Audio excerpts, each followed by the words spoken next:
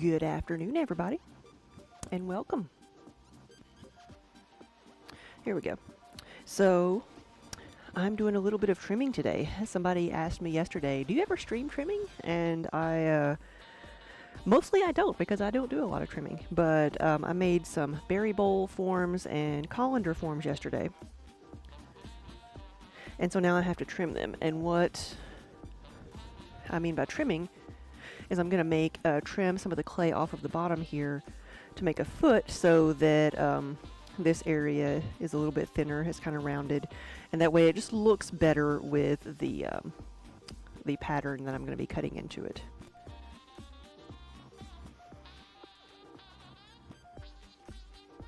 And to do the trimming, I have some trimming tools, cutting tools that are just pieces of strap metal, bent into different shapes. This one for more to make angles, and then this one more to just take away larger chunks. And then this one I've crimped into a narrower, more pointed shape. But what I've done is I've centered this on the wheel, which makes it a lot easier because I've got my bat here, and I've secured it with 4 lugs of clay, so it's not going to go anywhere. Hopefully.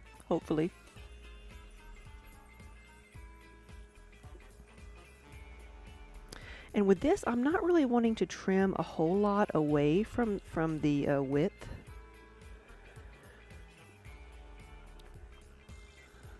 So I'm trying to press downward.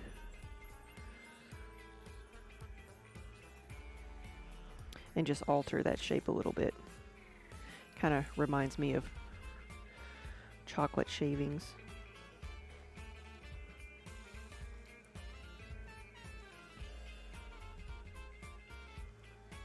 And this is why some people leave a whole lot of clay at the bottom, because you want to leave enough clay to be able to trim away some of it if you're wanting to do a thrown foot. Now I'm looking at the camera, and I can see that that's not level, is it? Well, it's not going to be level. I'm trying to trim something here that has a wavy edge on the top. So I'm just going to go... I'm not going to worry about it being just a little bit uneven. Whew. Got a crick in my neck.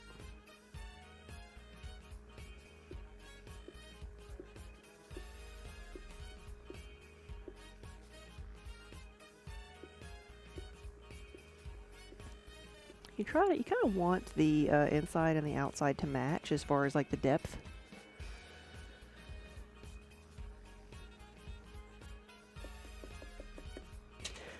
I do that like I know what I'm doing. Like, hearing that sound is going to tell me how thick the bottom is. The only way for me to tell is to poke a hole in it. And that's pretty good. That's like a good depth that I'm not worried about it like cracking. Let's see what the edges looks like. The edges are about the same, so that's good. I'm not going to mess with that too much more. Some people make a foot on a piece because maybe it's a really runny glaze and they want to lift the pot off of the ground a bit. Some people trim the pot because they just like the way it looks. And some people trim a piece because there's there's too much clay left on the base. Maybe because they're throwing a heavy piece, or maybe because they don't, haven't been throwing that long and are not good at making a thin bottoms piece. Hey Viking, good afternoon, it's Shanna, how are you? Yeah, welcome everybody. Because when you're learning, you're taught to trim a piece because every piece you make is going to be thick on the bottom. It's just how it is when you're learning. And also, not everybody has a bat system like this. And if you're just using the wheel, you need to leave the piece thicker on the bottom so you can like pick it up and move it around. And then these are berry bowls, which is why I'm trimming them.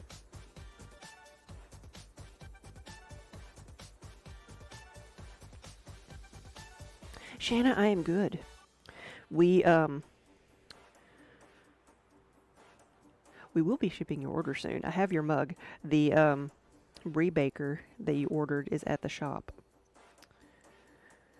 which we have not been at for the past week. Because today they're cleared up. Today it's raining everywhere, which is good. I would much rather have rain than snow. I am not complaining about the rain in any way, shape, or form, because it is better than what we've had for the past week. But like, even on Sunday and maybe Monday, the tour buses had not been running because Nashville got a lot more than we did. The tour buses were not running because they could not access all of their routes. So, like, everything was still shut down. So we haven't been there to pick it up. We have not traveled outside of our town here. Pottery Dojo, hey! Thank you for the raid! And welcome! How's it going? Just in time. I'm just getting started. I'm doing a little bit of trimming today, and I'm going to complain about it the entire time I'm doing it because I really don't care for it. But sometimes it's needed.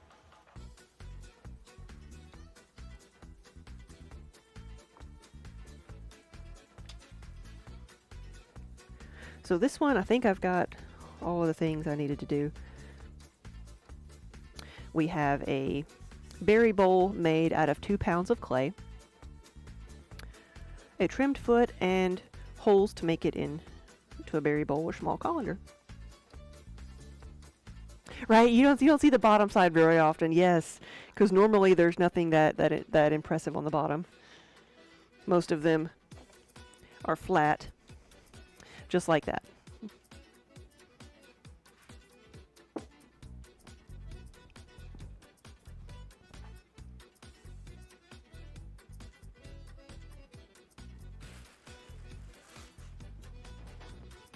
And some of these have dried out more than others.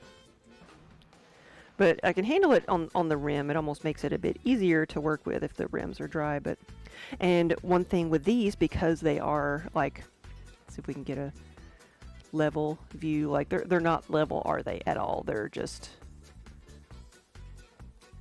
wavy. So I put kind of this section in the corner, so it helps the rest of the piece level out.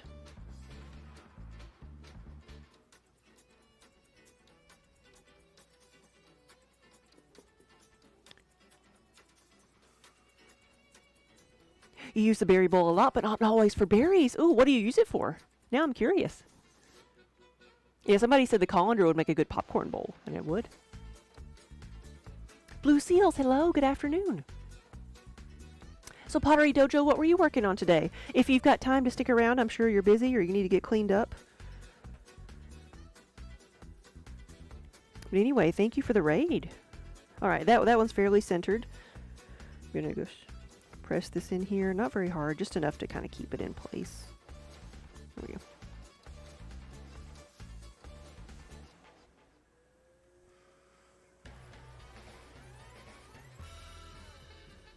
I'm just knocking off some of the bumps here, and then I'm applying downward pressure, just kind of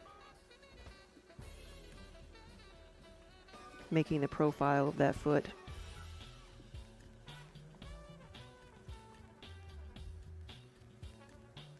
The biggest thing with trimming for me is remembering to leave enough clay on the bottom, because I don't, usually do that on purpose. So that's why sometimes I'll trim through the bottom of them. You were adding feet to your bonsai pots today. Did some trimming as well. There you go.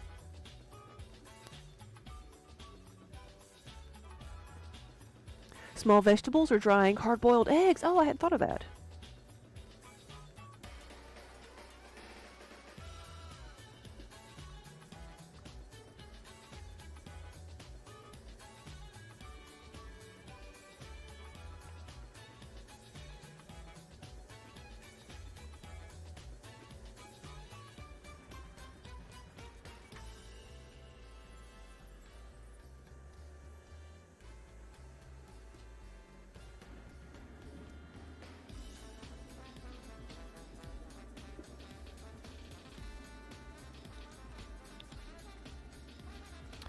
And this one is like a little bit sharper.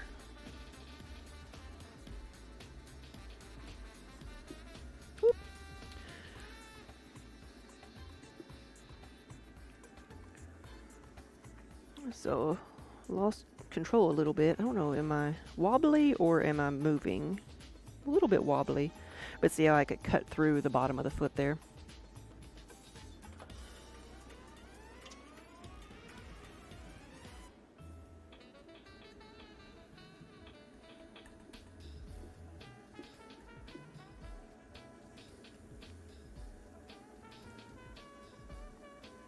Let's trim a little bit more off of this.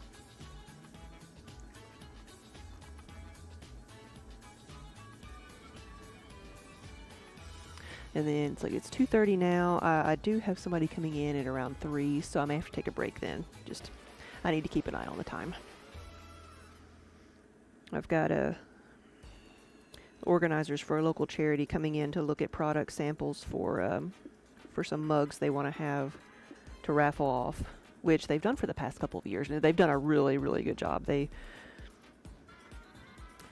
put their charity's logo on the mug and the year, and they raffle them off. And each one they usually get like over $100 for each one, so it's a good raffle. So they're coming in to look at different colors and stuff. And I was like taken aback at first because like this is the 3rd year we've done it, and I've dealt with the same people for the past 2 years, and so I'm like, they wanted all to come in and look at everything again. I'm like, but you've done the same thing for the past 2 years. It's like yeah, you come in and look at them, but I forget that it's different. It's a committee, and different people are on it every year. So it's new to different people every year. All right, I gotta stop. I felt it getting thin.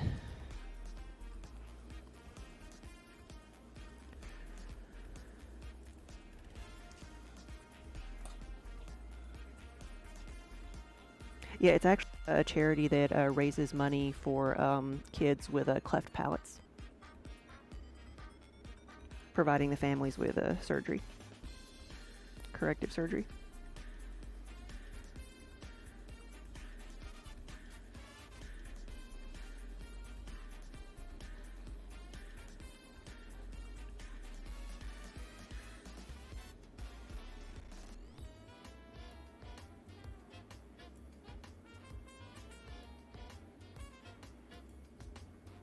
Here we go.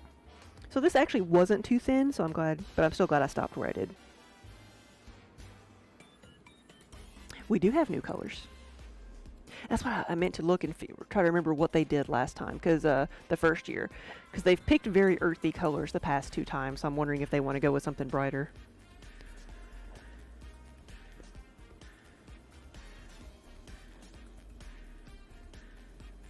See, this one is like almost a little bit too dry to trim, and you can see how it's turning white down here compared to the colors of the clay or the color of the top. It's almost too dry to trim, but we're making it work. Like this, like I'm not cutting through this. I'm having to like drill through the bottom part a little bit, or actually the top part.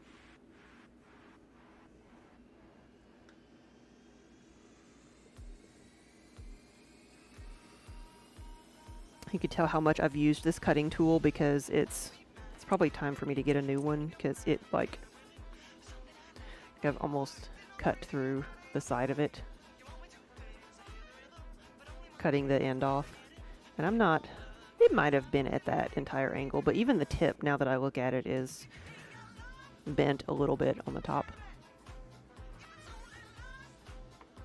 So last year they got the Scrubland, the black and white. And I think they got like Stormy Skies, like the blue and gray the first year. I think they did either that, or they might have gotten jade, or maybe they got some of both. But so that's the colors they have been going towards. But I'll show them tree beard. That's a good suggestion. I'll have to see if I have a tree beard here. And they've gone with the 10-ounce mugs in previous years, so they may want to do something bigger this year to make it different. Because you know, it's gonna be it's usually the same people who are, you know, supporting the fundraiser every year.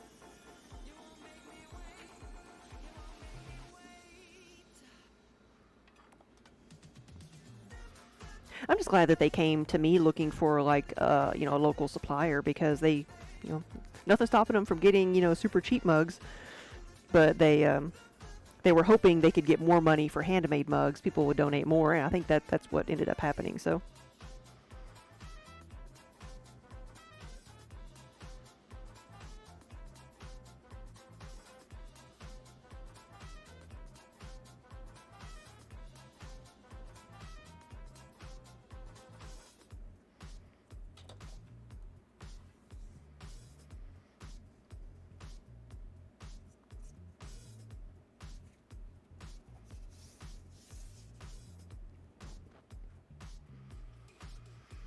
Let's see if I have room for it over here.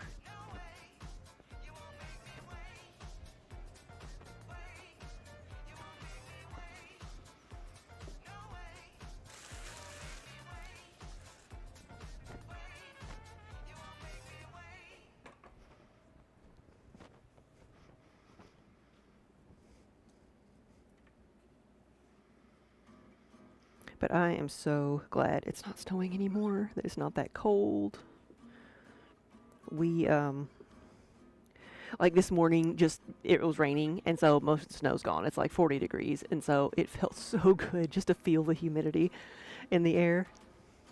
And I know in even like a month's time, 2 months' time, I'm going to be complaining about it, but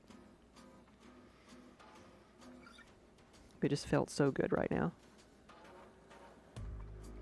So that is not centered. Oh, I'm going to push it a little bit that way.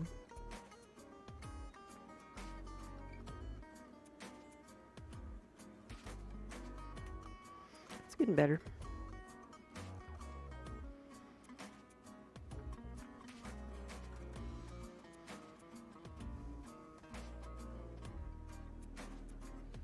Yep, that's good.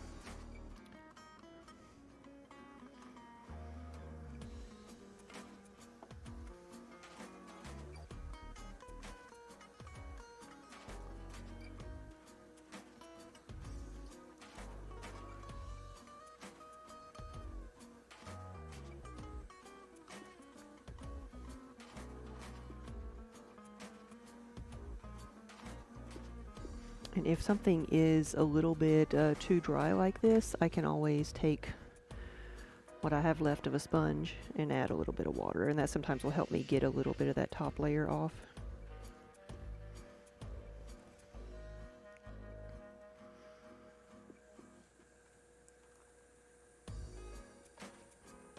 There we go.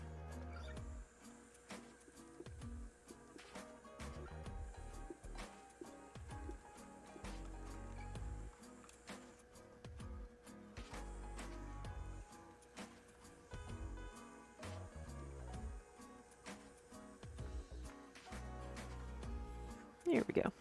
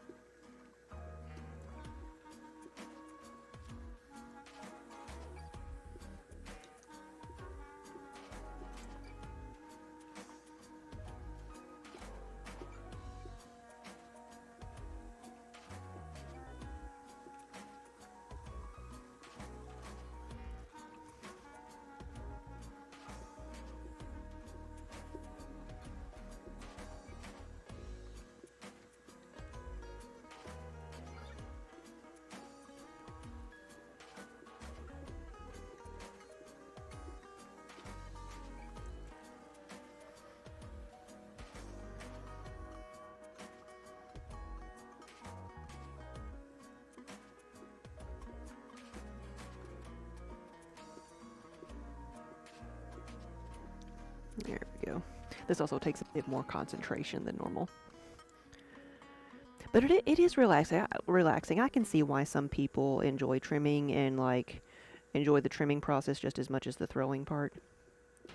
Because it's the same repetitive motions and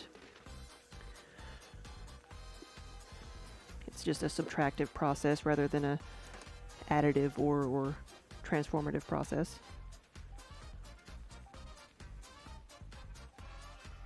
Do a little bit on the edge of the foot to even that out. It's not that off. That's where a camera comes in handy.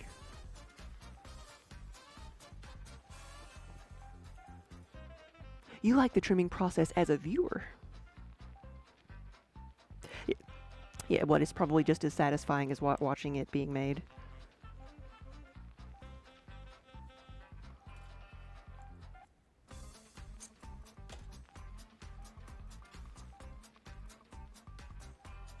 But yeah, my hole cutter here is just a brass pipe cut at an angle.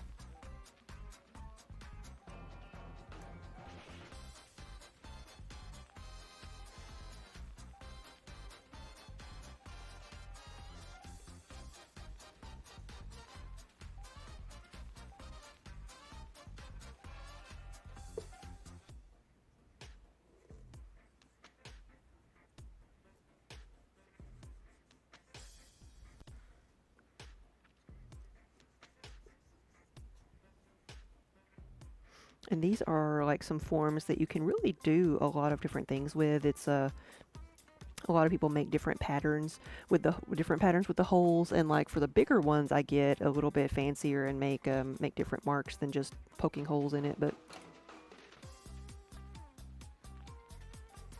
it's one of those forms where you give 10 people the instruction to make a berry bowl, and you're going to end up with like 10 completely different things.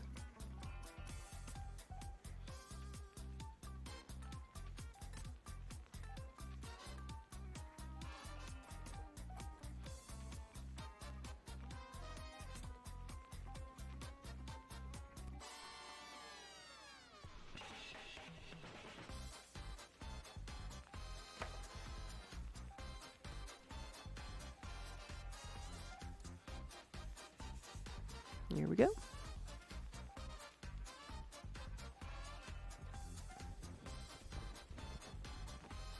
Wait, no. Missed a few. Whoops. I forgot to poke a few holes in there, didn't I? Like, why is there a gap in that pattern? Here we go. Now it looks better.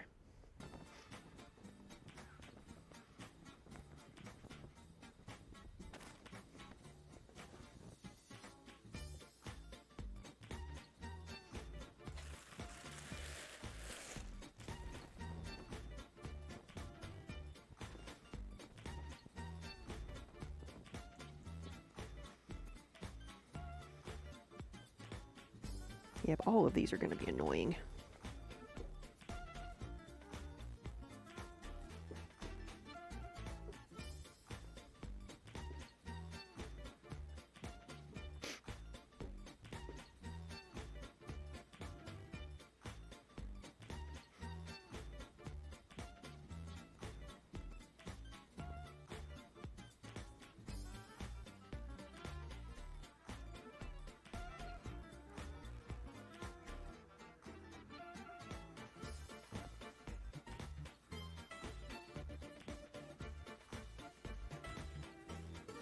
Okay, that's good.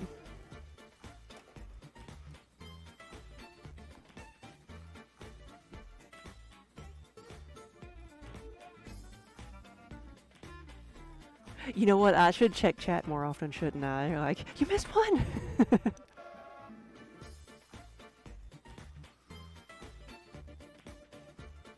Well, hey, Wonder Hamster, they are a bit dry, yes. The bigger ones are perfect, but these are a bit dry. That's why I said they're going to be annoying.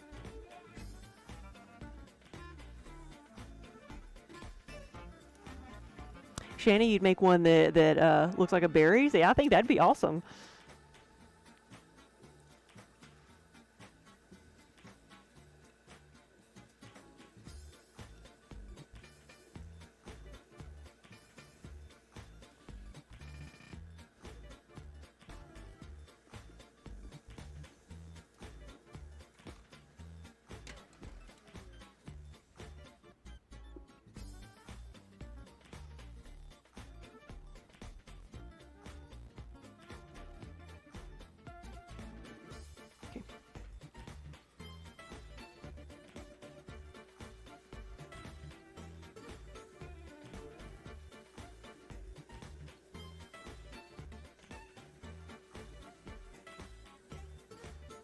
And like I say, I can add a little bit of water to it just to help me out on that little top layer.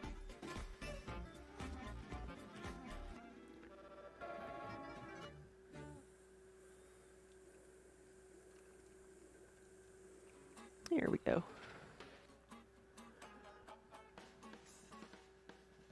You drove your ceramics teacher crazy because a lot of your work was based on common sayings, like let the cat out of the bag, like you would make a cat in a bag. Like, why would that drive anybody crazy? That's clever.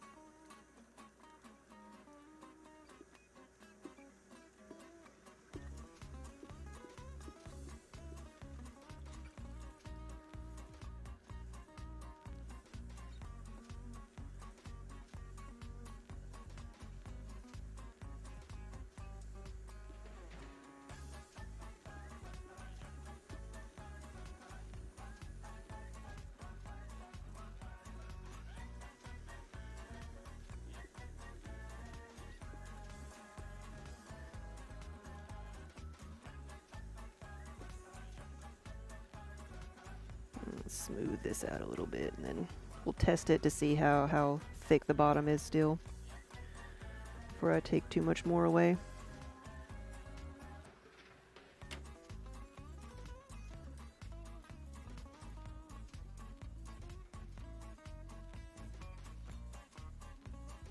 Yeah, that's good.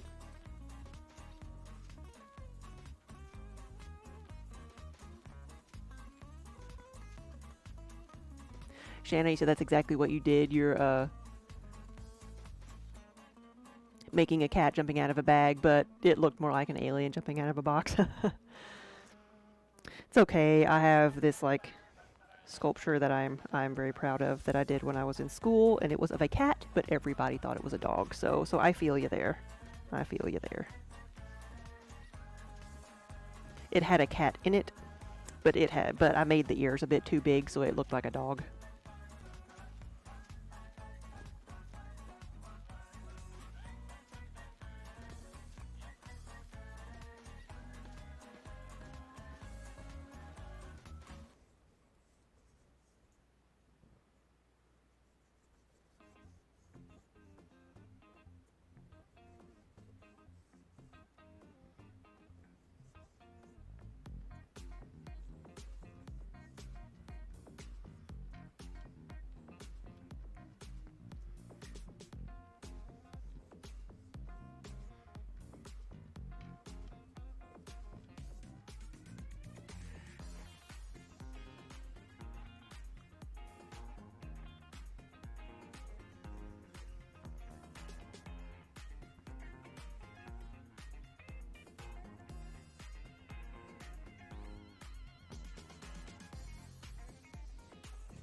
Yeah, it ended up being good. It was a very, very simple subject, but it was like a welding project that we did in sculpture, and you took thin steel rods and you were making welding them together and making a drawing that was to show perspective in 2D versus 3D.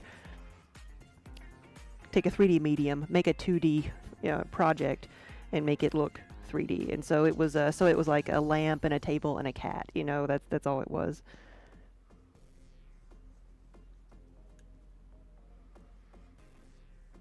But I made it look very sketchy, so I welded like really, really thin lines to make it look like somebody was like drawing it really sketchily. And it turned out really nice. My parents still have it.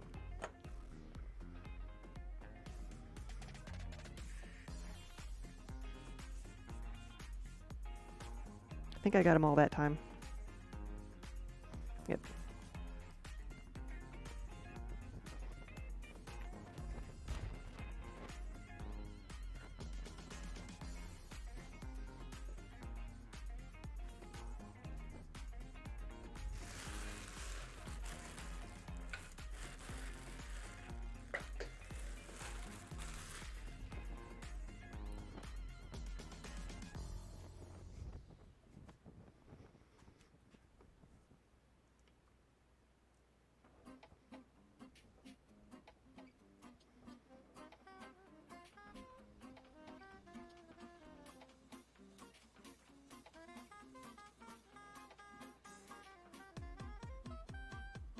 Now this one is actually a little bit soft, so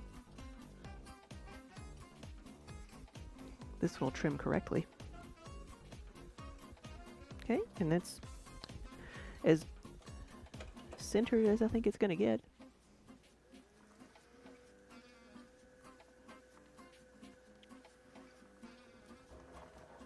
See how it's coming off in ribbons like that? That's what it's supposed to look like. I'm not having to put as much pressure on it.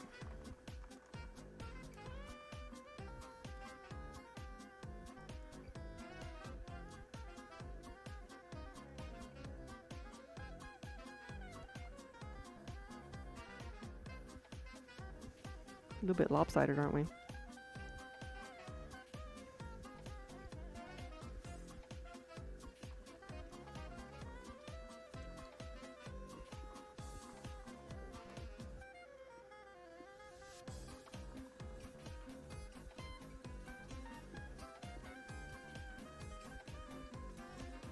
Yeah, this one is just perfectly leather hard.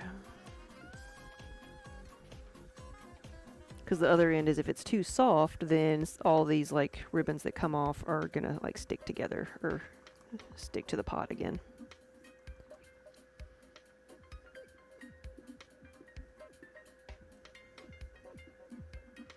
And I'll test this one too to see how deep it is.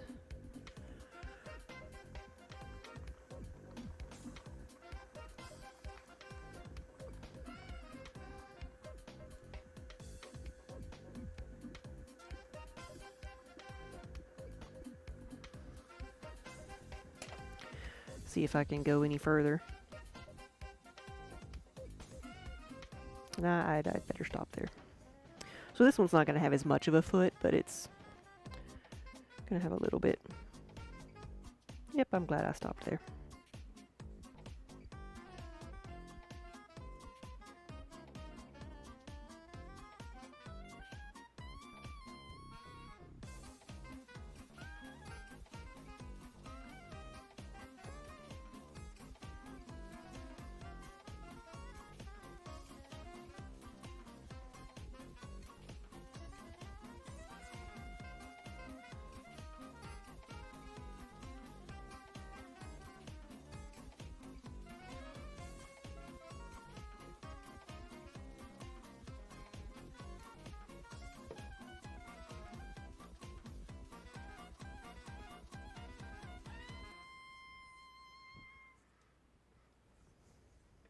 That side's a lot softer because I just almost poked through it.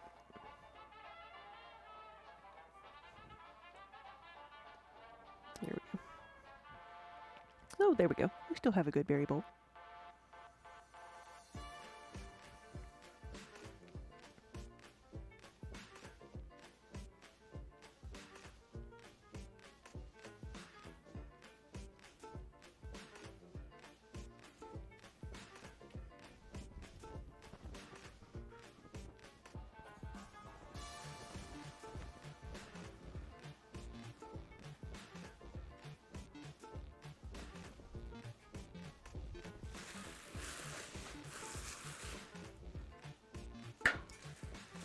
See, so I got 2 more of this one. So I have lost one of them because like the very first one I started trimming, I trimmed right through.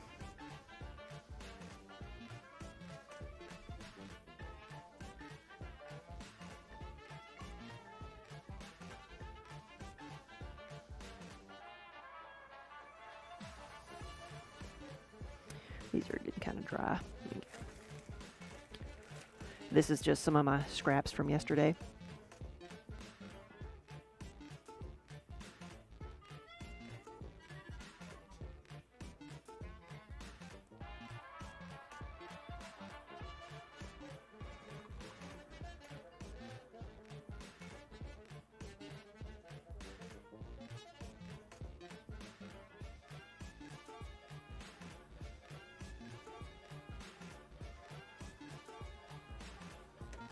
There we go.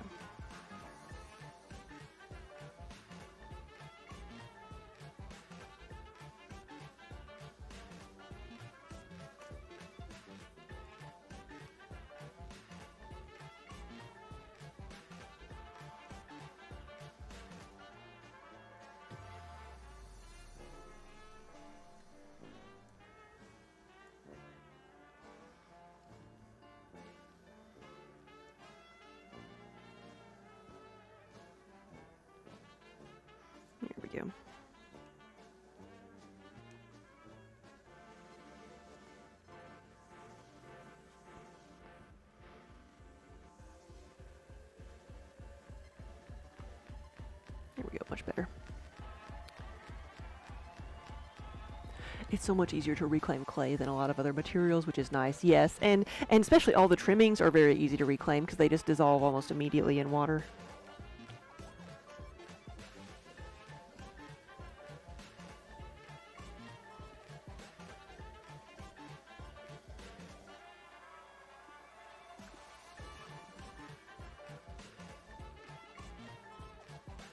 Ooh. I got scared for a second, but that looks like an air bubble. I think I felt something give.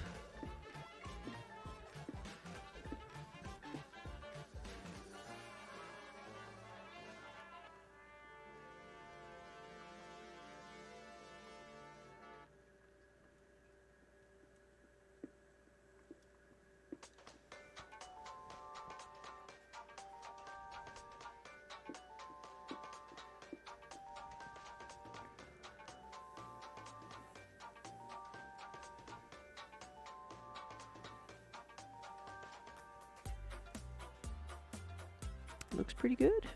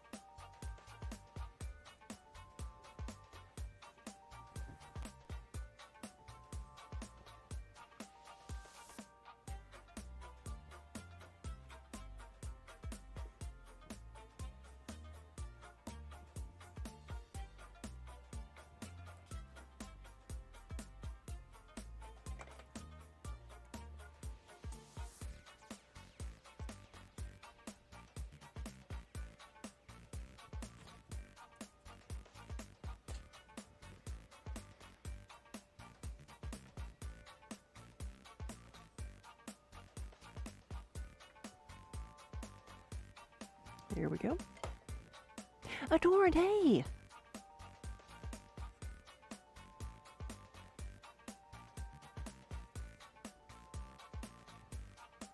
There we go. I think I got all the dots on that one too.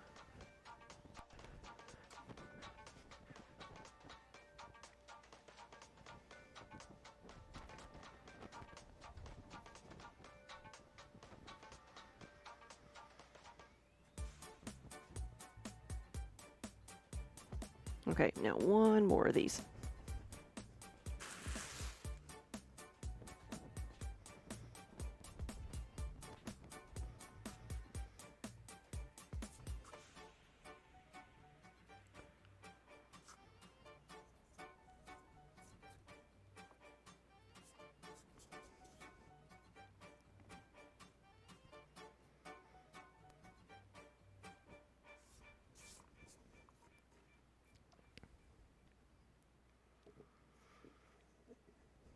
So this is the last one of this size, and then I'll work on the bigger ones. But I knew these were a bit drier than the larger ones, so I'm giving them a chance to dry out a bit more.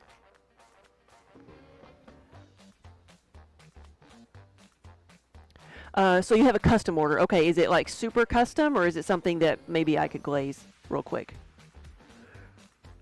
Or, oh, that's right, you said you needed some of your Fiber Friends mugs. You have the email started. Okay. Yes. And there was just a couple of things in your order we needed to grab from the gallery, so we didn't get to them last week because we were not open at all last week.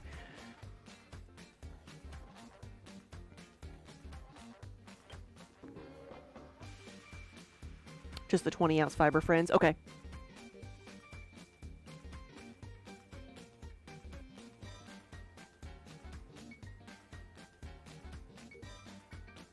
Oh, you need a new fixture to put them all up anyway.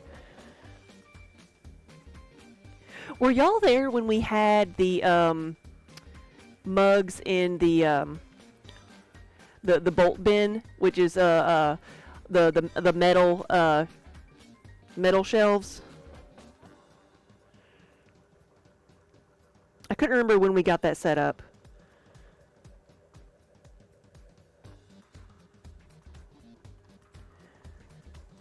Because it was like an old like metal hardware like trays, but they're like 6-inch cubes, and so for labeling different nuts and bolts and stuff, but they fit the mugs perfectly. You do want more in Treebeard. No, when y'all came to the gallery. I couldn't remember when we found that and set it up.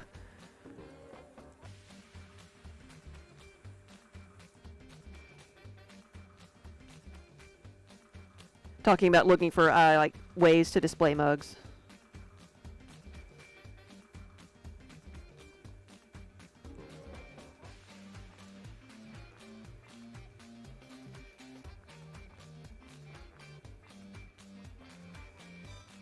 Okay, so we hadn't got it in yet. It does have like a more rustic flair to it because it's just old metal shelving, but it is, so it fits the character of the building there. But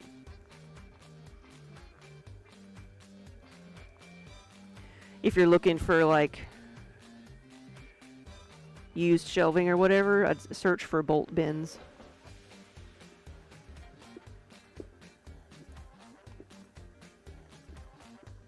All right, we're moving here.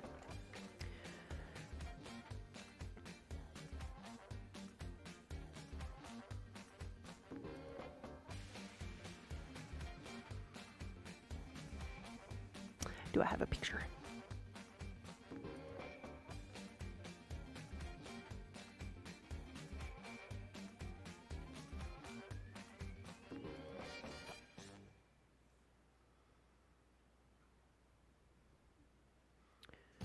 Let's see. Are they here? Okay. All right. I'll be right back, and I will text you this, but I've got somebody here that I need to talk to, so I will be right back. And now we have a raid. Guys, I hate to do this. I have to go see a customer in the front of the studio, but I will be back. So welcome, everybody, and I will be back shortly.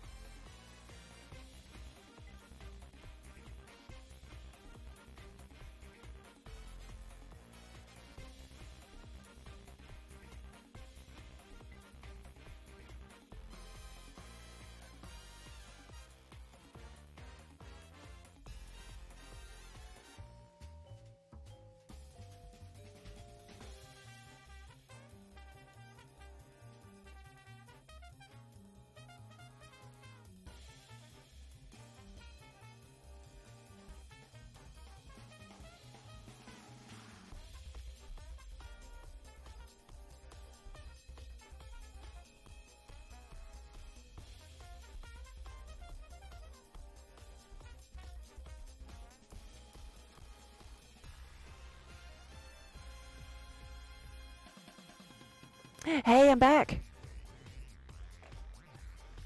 So samples have been given to go before a committee to see what color they want to go with this year.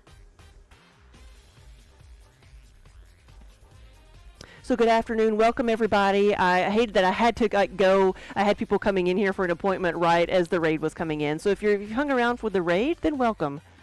Mudworks, hey! Welcome, welcome. And thank you so much for the raid. What were you working on today? I have been attempting to trim some pots. This is my last one of this size, so I'm going to try to finish this without messing it up. But I'd had an appointment with some people, or they said they were going to come between such and such time, so I didn't know exactly when they were coming, but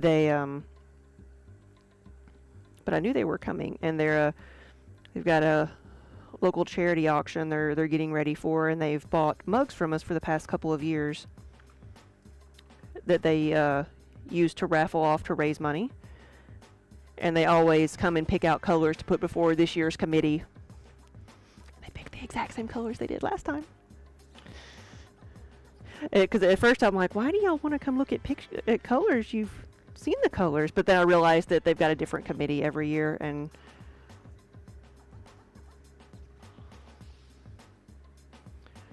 you were grinding the pot bottoms and cleaning up some raku pots you fired on Sunday. Ooh, fun.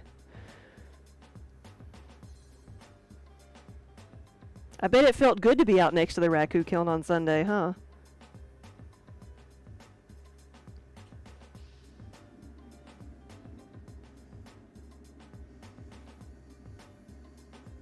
So where are you?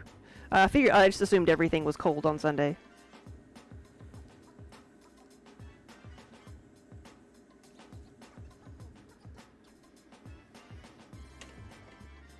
It was quite chilly. You know, so I fired a kiln on Saturday, and I was able to open it on Sunday because it was my small kiln, and it was what 5 degrees on Sunday. Like I opened the kiln at 200 degrees, and I couldn't feel any heat at all. I opened the kiln. I stuck my hand in the kiln. I couldn't feel any heat until I touched the 200-degree pots, which I do not recommend. Disclaimer: do not do that. Okay, this one is a bit wonky, but I think it's going to make it. I think it will still serve as a berry bowl. This is the last one of this size. Then I get to mess with the bigger ones, which are actually not... We were doing so good. We were doing so good. See, like, it poked through because it was so thin right there, and that's just not gonna work. What did I say yesterday? I said that I usually have... Did I say how much I hate doing this? I said I expected to lose 2 out of the 10, and I have lost 2. There we go. Feel better now. Don't you feel better now?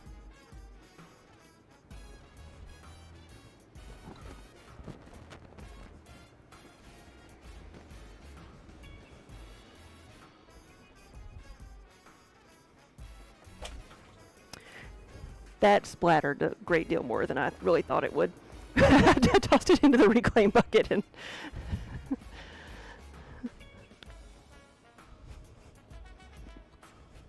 Phew.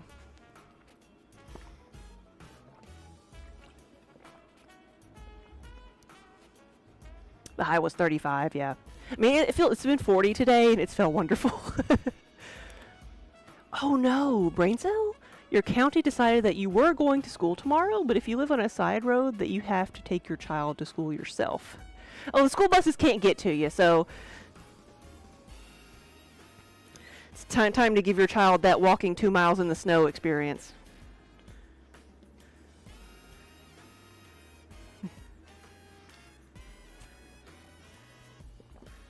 Alright. So... it's time to trim the big ones.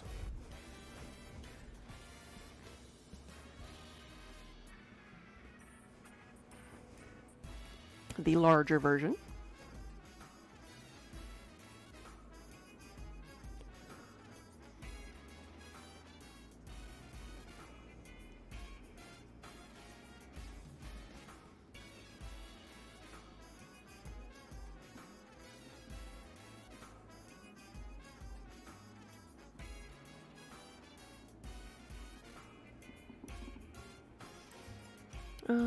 Let's get some more clay out and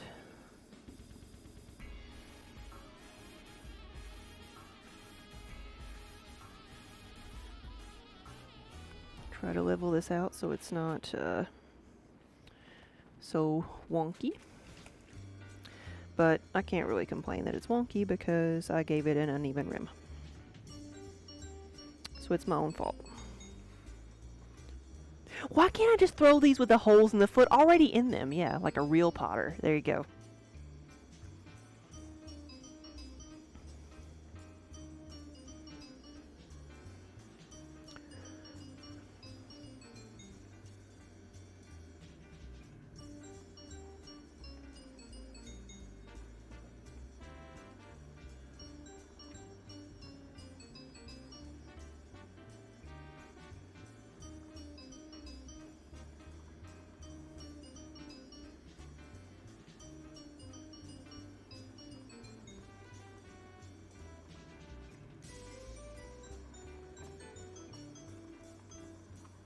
Alright, got a little bit of a foot there.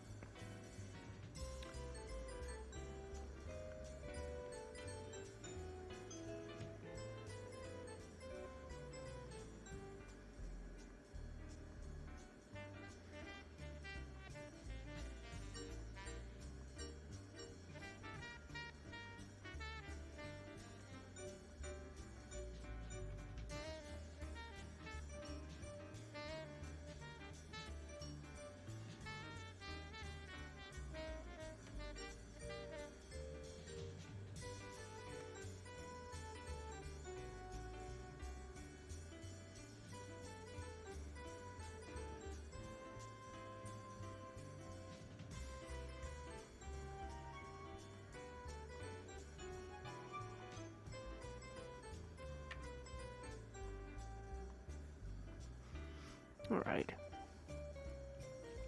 Have I ever thought about even doing something creative? You know, like putting a butterfly on things? Wonder if Hamster's just trying to trigger me.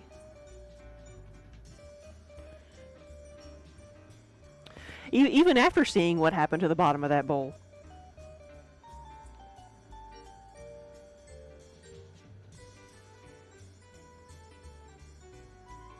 I'm gonna see how much room I have here.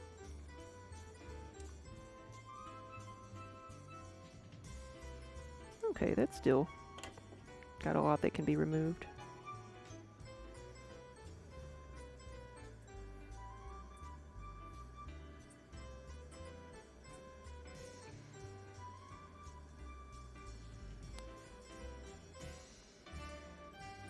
And of course, you know, on a normal bowl, you should not use that method to check the depth of the base. But because I'm putting a hole in it anyway, why not?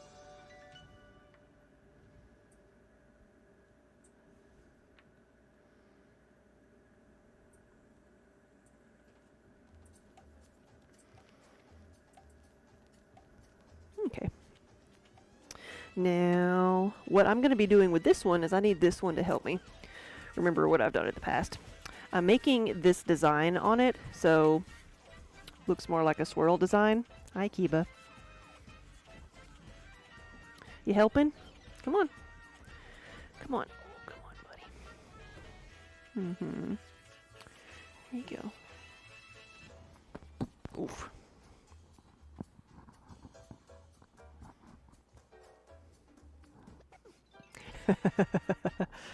So one time I had a person in here who they were really trying to be polite, but they like didn't know how to say what they wanted to say, and they're like, "Oh, this is such pretty stuff. Like, do you ever do anything creative?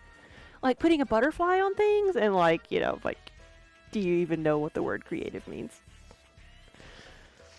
But it's like, yes, I could put a butterfly on something if you'd like. And so that like was super triggering, and so if Daniel wants to see my eye twitch, he just says that.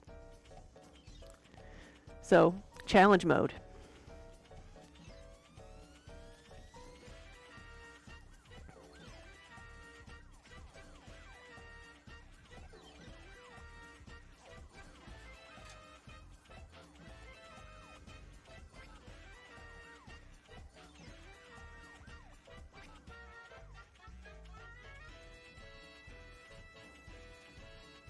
So I'm still doing a like a star division here.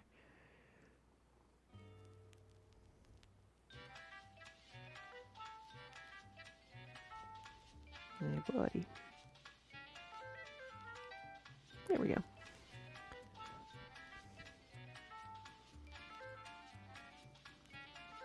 He is purring so loudly. He is so proud of himself. You're gonna hurt yourself if you don't breathe, buddy.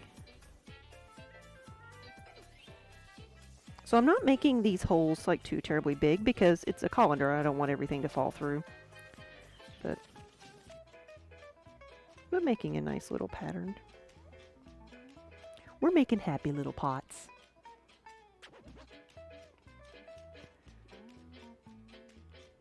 Oh, you still can't find it.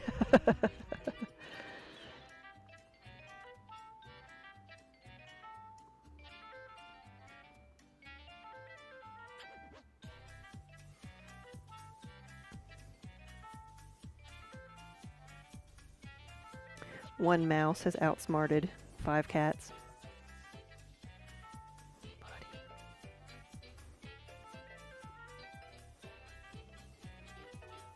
That was a nibble.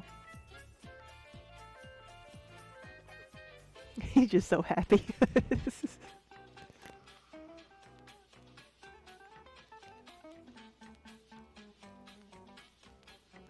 Hey Spook, how are you doing?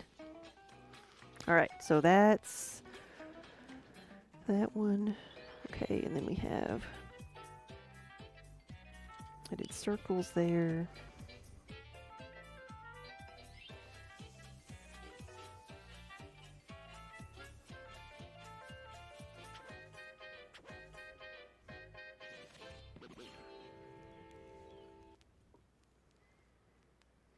Didn't know I was going to have to do this one-handed.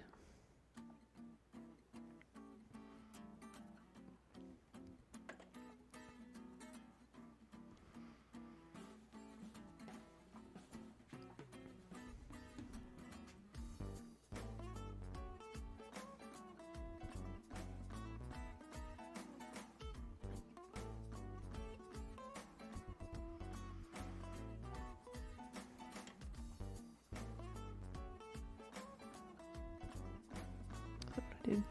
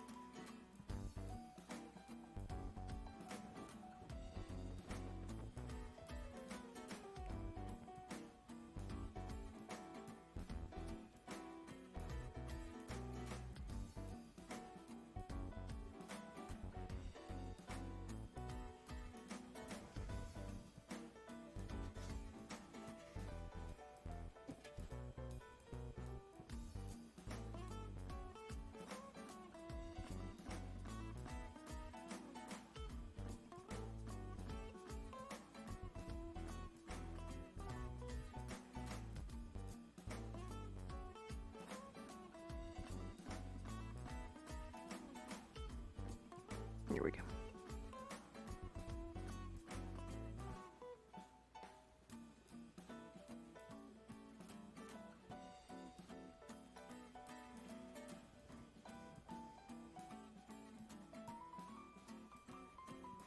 I know, buddy. Life's hard.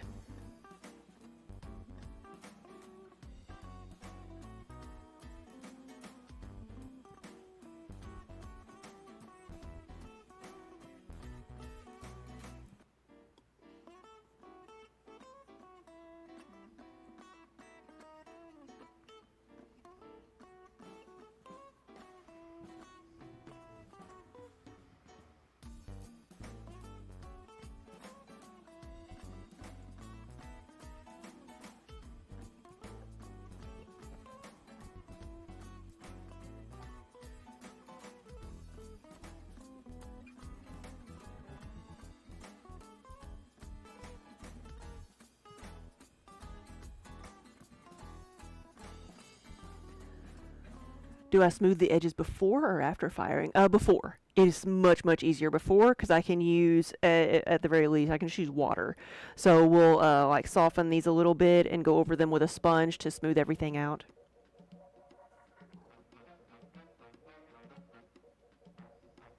Yeah, while clay is, before it's been fired, clay will dissolve in water, which is what allows us to reclaim it and use it over and over again. But you can smooth down the edges with just a damp sponge.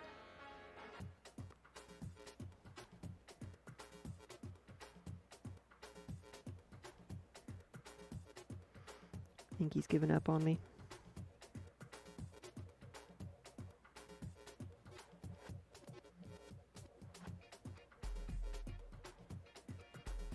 Nope.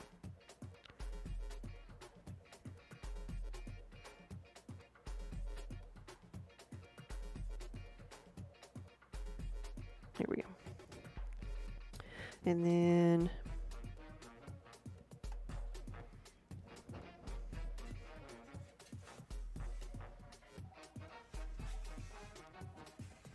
I could put another little dot on there somewhere. He was so invested. Yeah, now he's just over there pouting.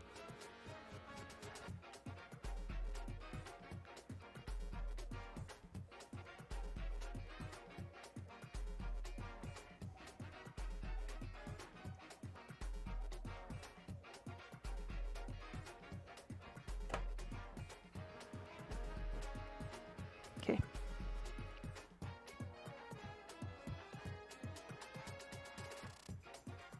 And there we go.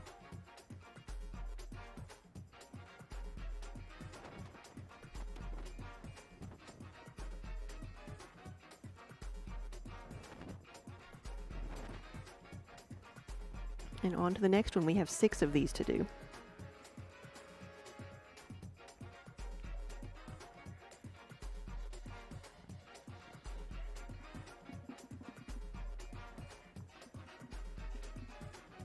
Oops.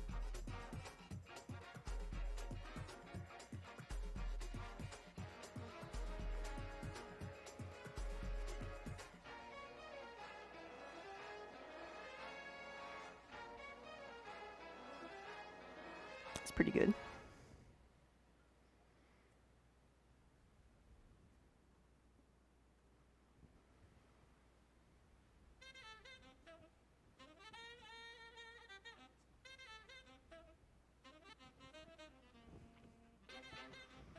Shanna, thanks for stopping by. We'll see you later.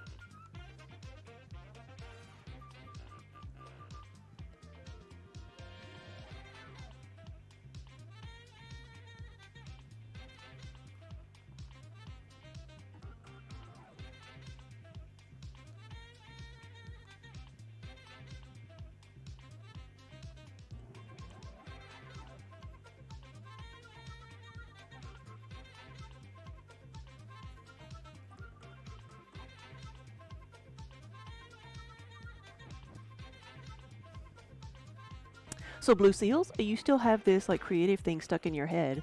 So they're trying to say, oh, creative, yeah. So they're trying to say that what you do in general isn't creative, because you'd say pottery and ceramics is very creative, even if you're working off of others' designs. Or even like some people say, oh, I've experienced, oh, it's not that creative. You're making functional things, so stuff like that. But for me, that's why I like doing it. I like making things that have a purpose. But there are other people who, think they're not being creative unless they're making something just, to make a statement.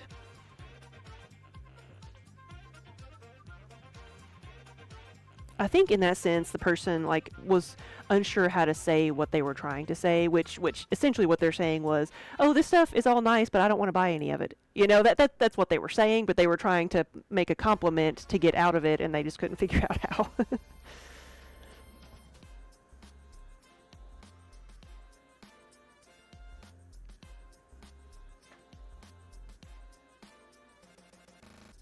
So I really shouldn't read too much into it.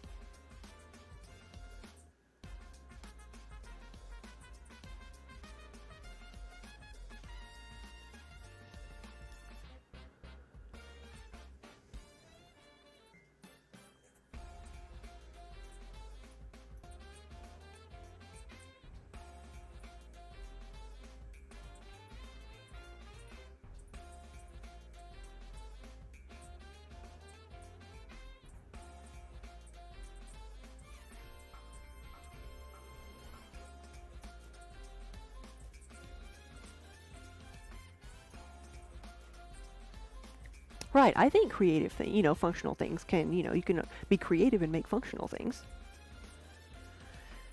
The definition of the word is the act, the act of creating something, for goodness sakes. But everybody has their, their own ideas in their head of what everything means. Some people think ceramics is a fancier word than pottery. Pottery means, oh, just functional things.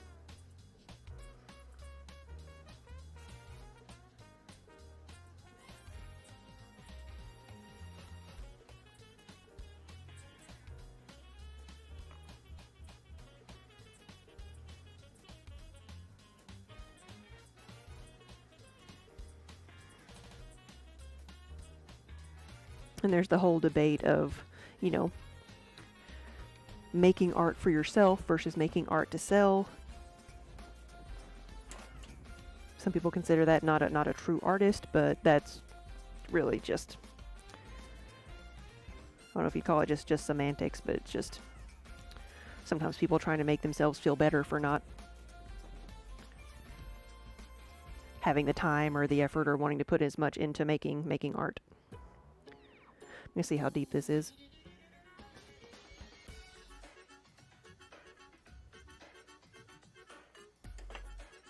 You can take a little bit more off. Do you make art? You're an artist. Yeah, it doesn't matter how good or bad you are, or if you sell it or if you don't.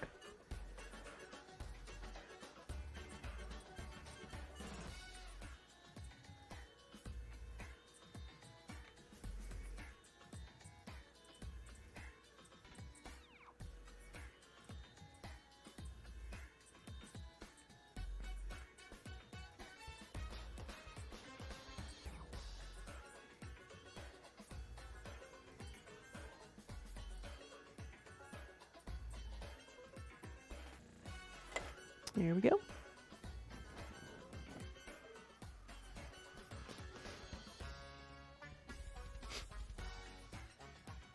Oh, really? See, so that's what it means.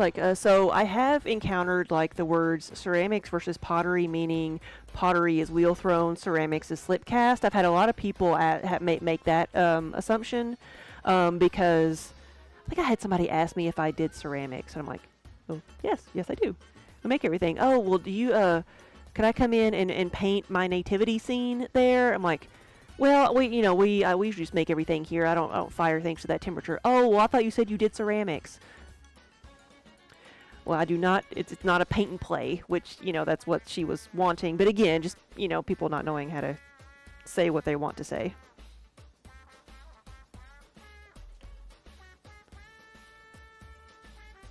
We have an ad. Time to take a break. Or get a drink at least. Hydrate.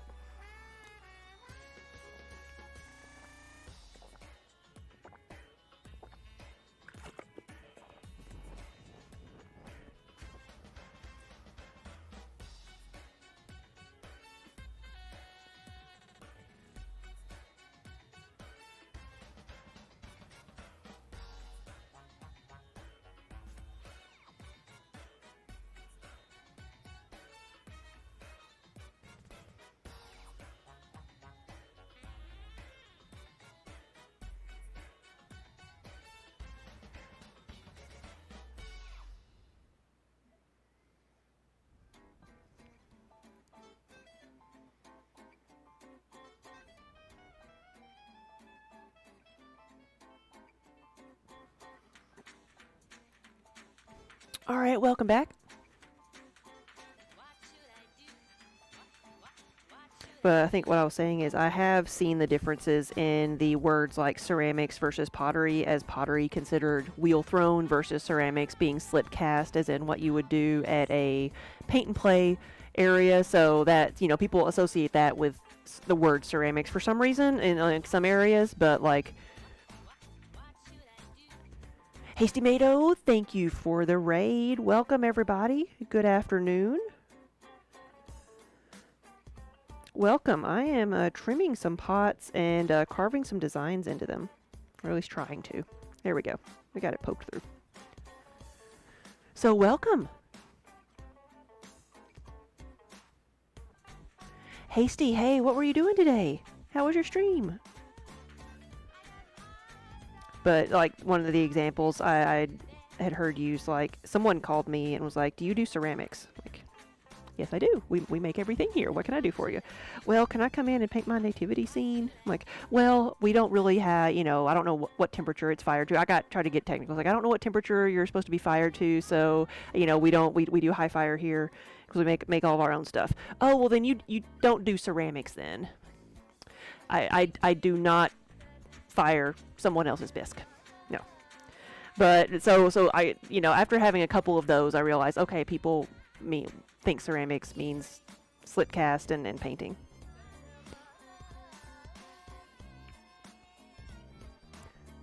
Ulo, are the designs just for artistic reasons? So this is actually going to be a colander. So they are designed, instead of just poking holes in it, I've made making like designs just to be pretty, just for the heck of it. But they do serve a purpose because it's a colander, so it'll let the water drain through.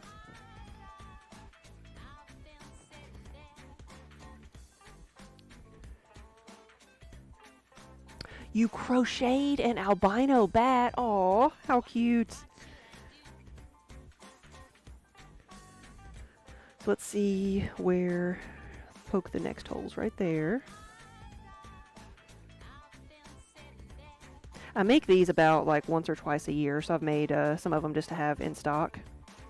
And so I have another one here that I'm looking at to make sure I'm doing this the right way. So I can remember what I did last time.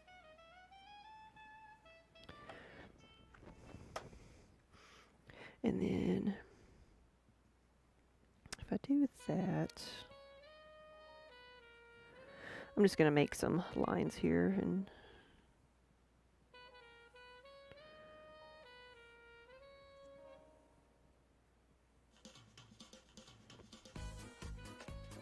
I'm going to see what that looks like. That's a little bit different than the other one.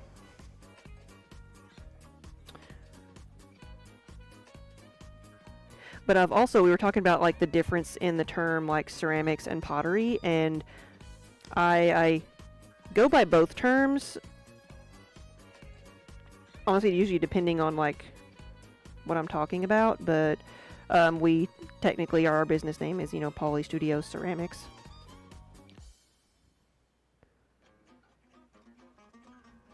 When we probably should have went with alliteration and done Poly Studios Pottery, but we didn't. Because at the time I thought ceramics sounded fancier, you know. But also I've seen, like when talking about like tile at a hardware store, I've seen the words porcelain and ceramic used to mean earthenware versus or like low fire clay versus high fire clay. And so people are you know, accustomed to seeing those words, or maybe that's the only reference someone has to, you know, pottery versus ceramics. So they think they mean something different when it's, you know, not really. So if you see a floor tile and it says pottery, it's low fire, then I wouldn't recommend it.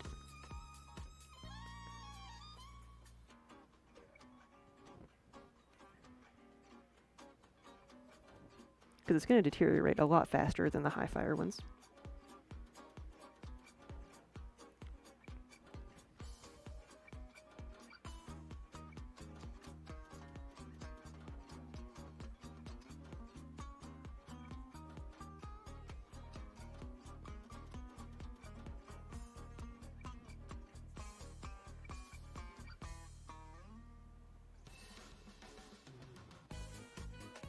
So, like I said, these are for stock. They are not yet for orders, although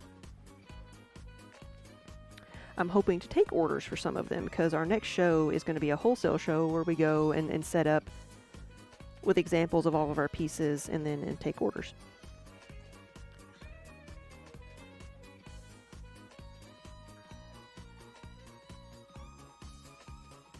So hopefully I will be making more of these. I just go that way. All right, so we have this one. Just trying to make that more of a top down, but it's kind of at an angle. And then I'm going to put one more like polka dot here. I think I'm going to put it right there. Yeah, that makes a kind of a triangle between the other two.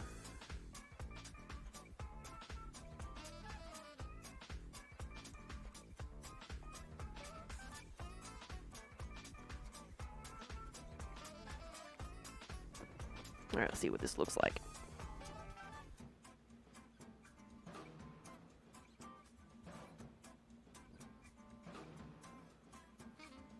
I like that. Yeah, I like that one a little bit better.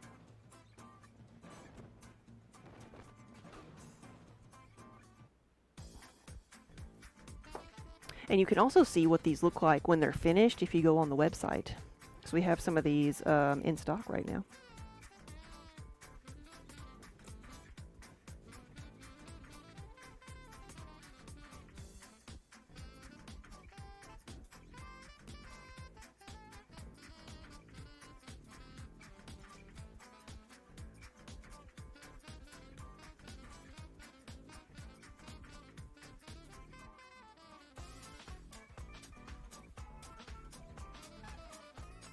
You gotta be careful when pressing down the clay lugs here on the rim, so that you don't put too much pressure on it and like crack the rim. You just want just enough pressure there so that it holds it in place.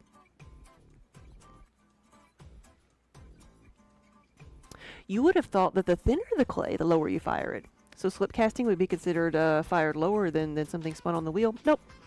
It has it's just the type of clay that it is. Some clays, like things that you see made flower pots, are usually darker clay, and so the clay that you the red clay that you see is usually a low fire piece. And then sometimes, like, the lighter the clay gets, the higher it needs to be fired. And really, like, you don't always know except by to test it. Because it's not a universal rule that darker clays are low fire pieces.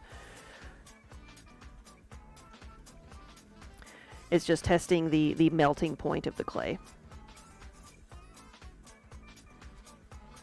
Because that's all it is. Like, the temperature a clay body fires to is usually the temperature at which it just starts to melt. Because that's what makes it vitrify, and that's what makes it seal itself so that it holds water.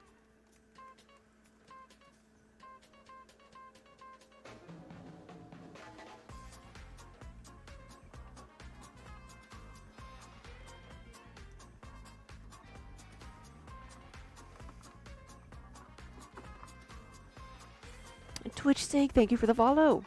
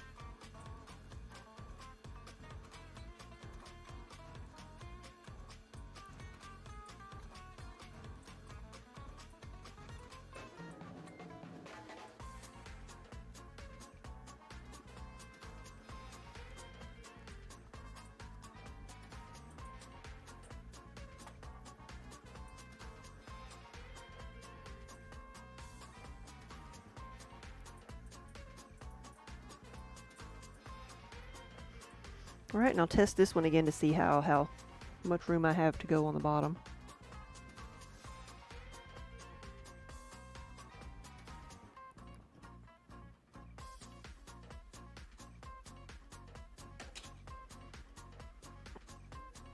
Can take a little bit more off here.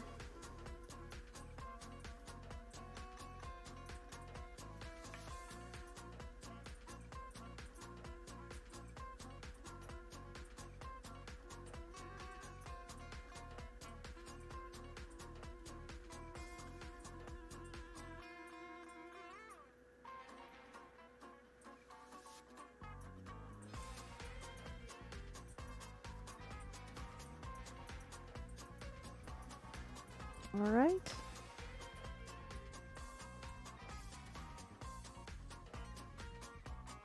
Kiba's over here snoring.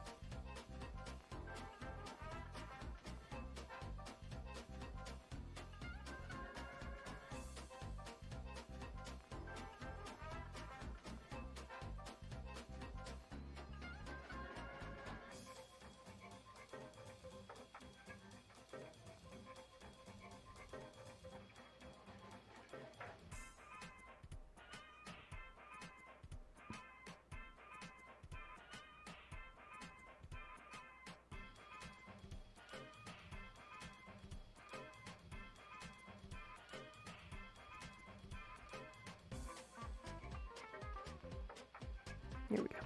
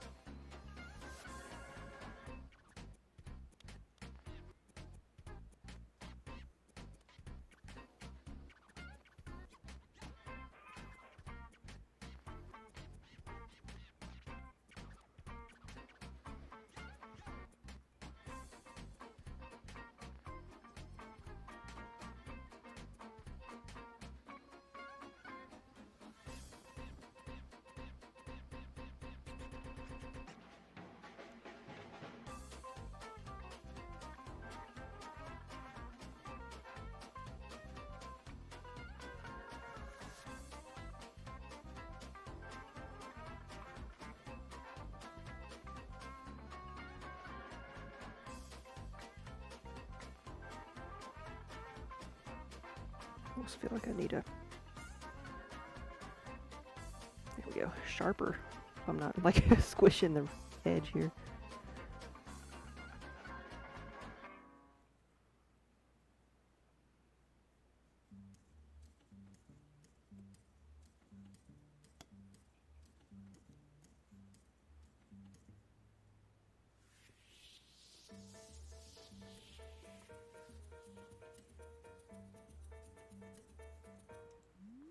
Ah.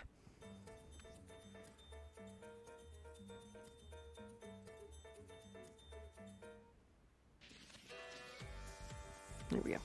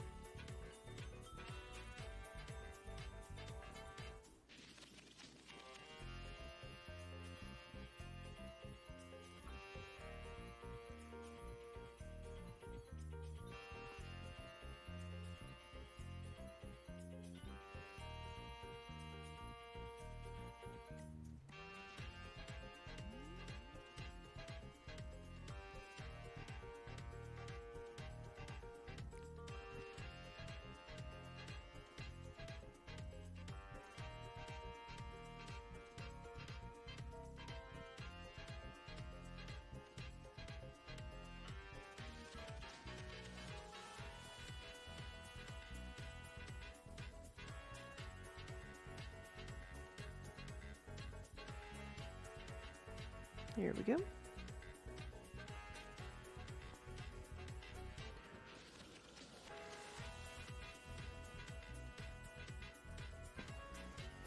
Spook sales were okay. We December was a bit slow at the gallery, but like the week between Christmas and New Year's was busy. Probably because we had good weather and like everybody was traveling. And then New Orleans was good. It was like New Orleans is like a mediocre show, but it's really good because it's the only thing in January. So, and everybody was apologizing because we were in New Orleans in January and it was 60 degrees and they were all cold but it was good.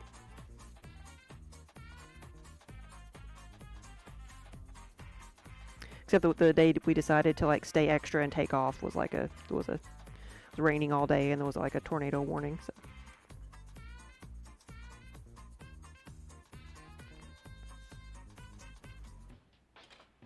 Right, not 60 degrees. Oh, the horror.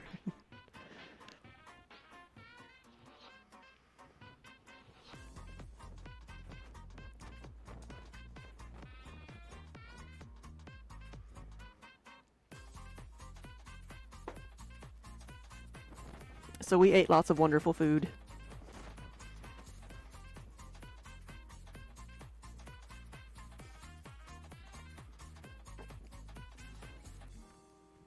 I think the star of the weekend was the French toast we had at a restaurant called French Toast.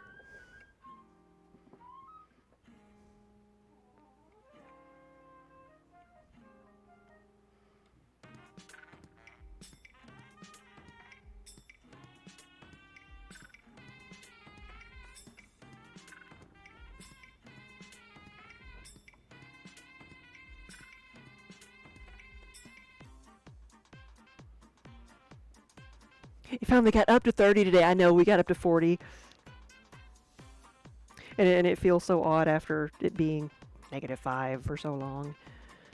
That's too cold.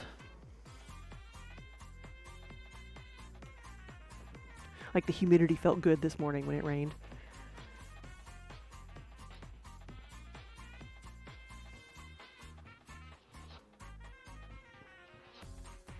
But no, this French toast was like 3 inches thick, like a huge piece of hunk of bread, deep fried with like coconut cream like icing on the inside that was like stuffed with coconut cream. Just like imagine like coconut cream icing on the inside, and then like grilled pineapple and macadamia nuts on top.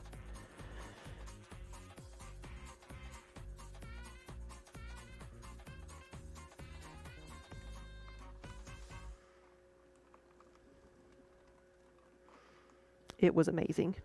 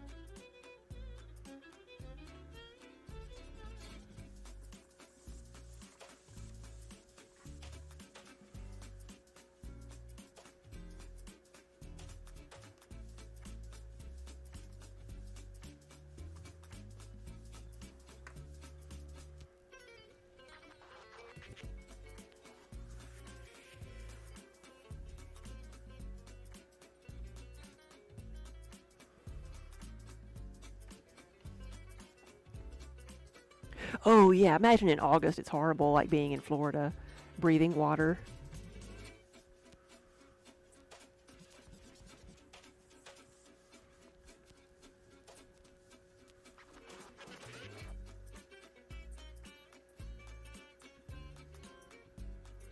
But we did notice that like we went there last year and then compared from last year to this year, there was a lot more tourists. Even, in the wintertime, there was a lot more people out and about. And the show was very well attended.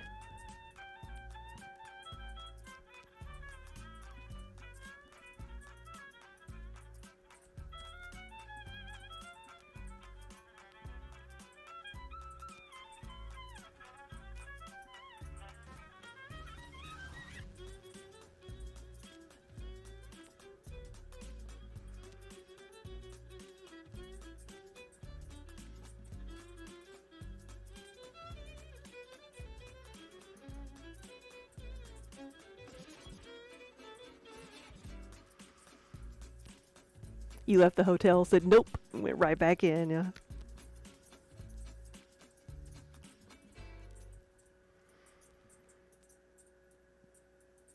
Oh, and all the bread pudding, like, just so epic. Like, I didn't realize until we went last year that like bread pudding was a signature dish of New Orleans. So everybody has their own version. They have all these like alcohol related like food tours you can go on. I'm like, I want the food tour where we go around and sample everybody's bread pudding and desserts.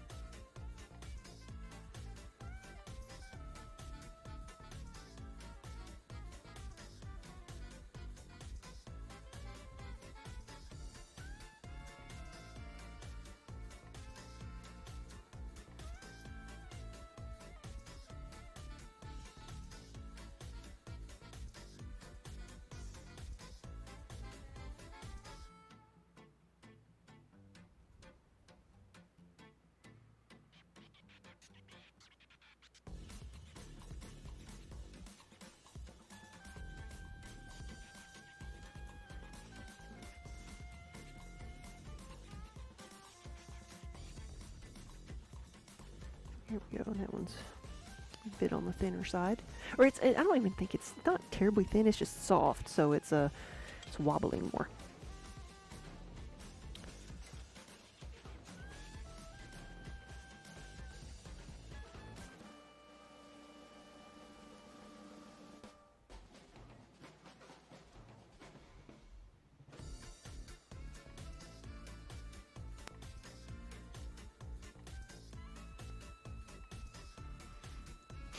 Does anybody have any recommendations for some kind of like funny book series to get into?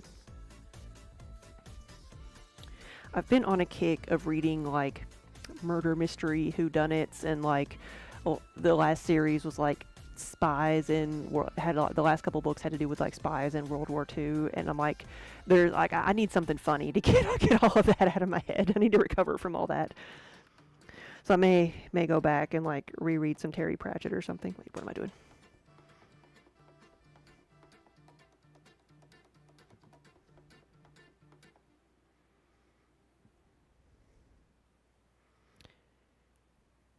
But the two genres I go towards are like fantasy and then murder mysteries. I go back and forth between the two. And sometimes I can combine both.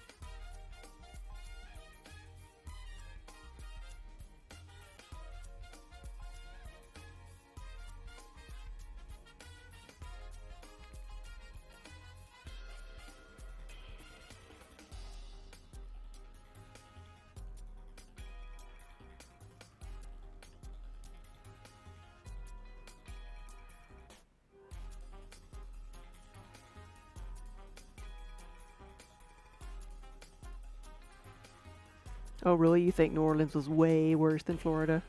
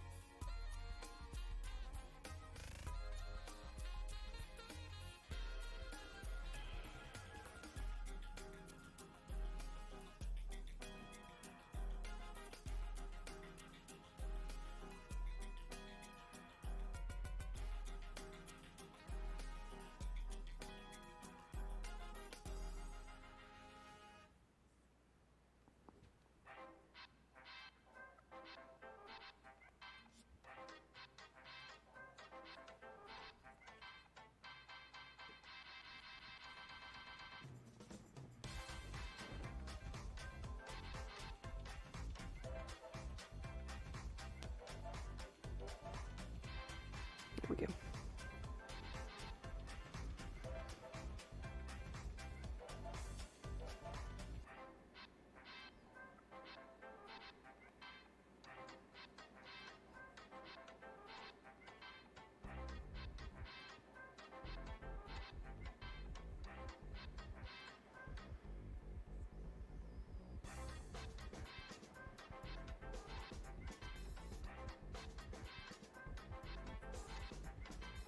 Here we go, and then one right there.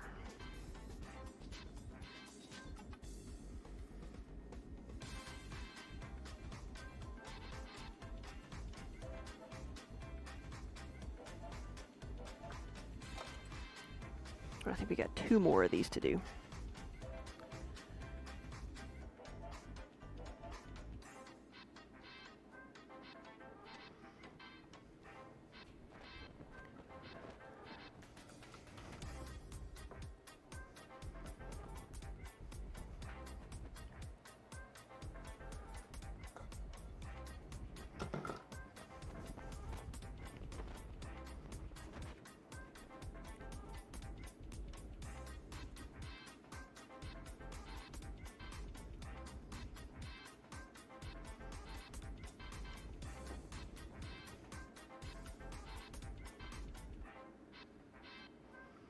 Has anybody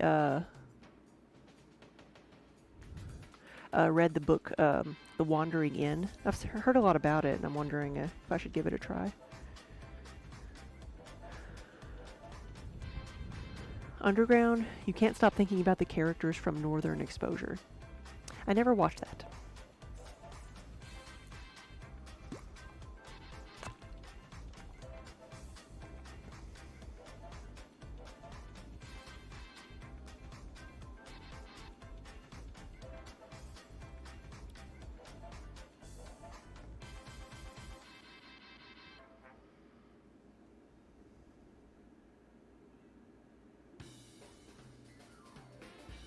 All right, that's good.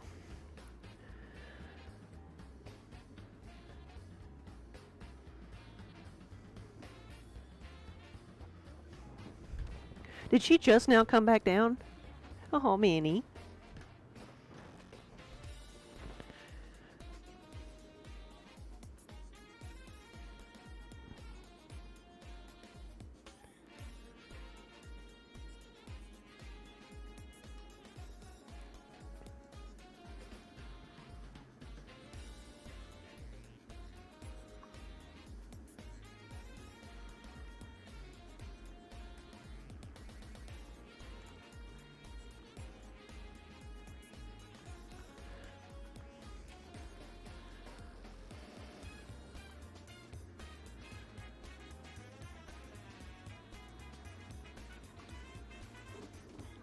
You're the character Ed, okay.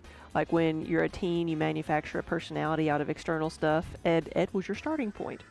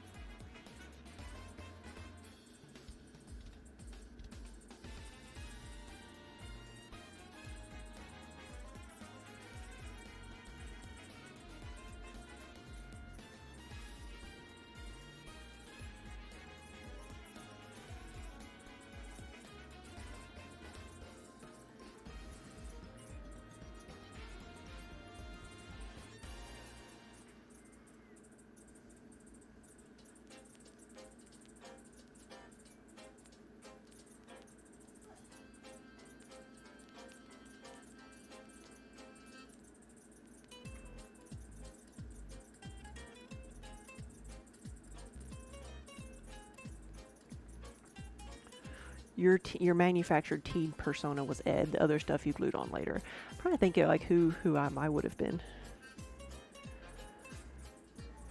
Good morning, Kiba.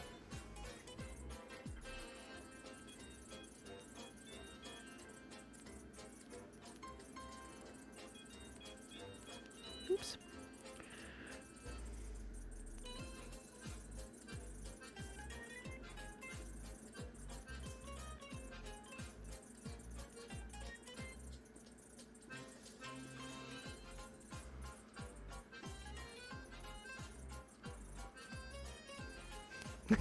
Underground, you know I hate this.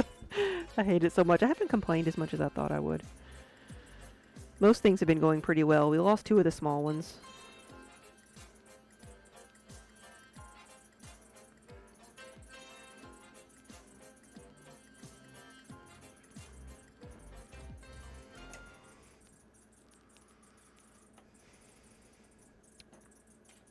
See how thick the bottom still is.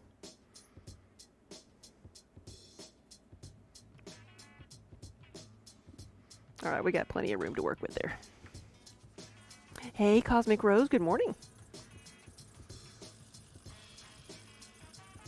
Are you feeling any better?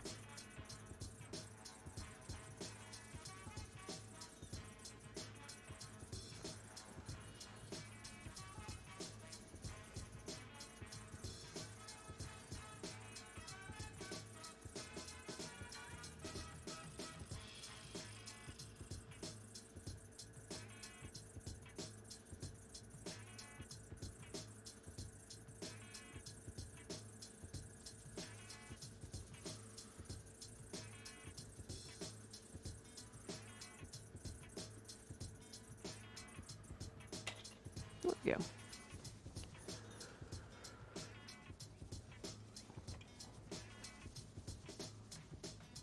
You were always the weirdo friend sidekick character.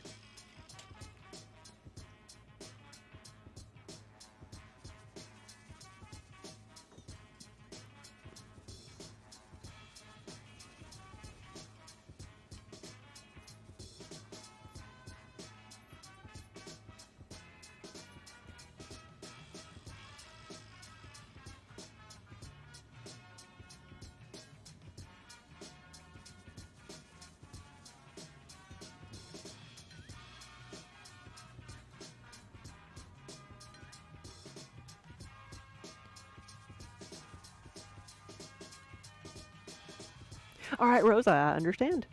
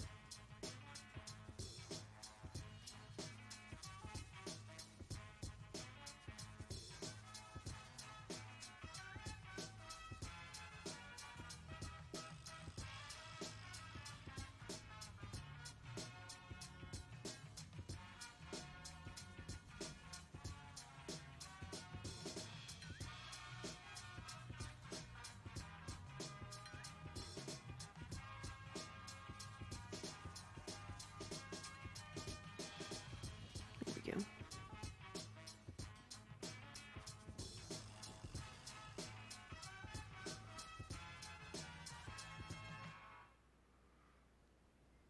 Oh, Underground. I know what video you're talking about. Yes.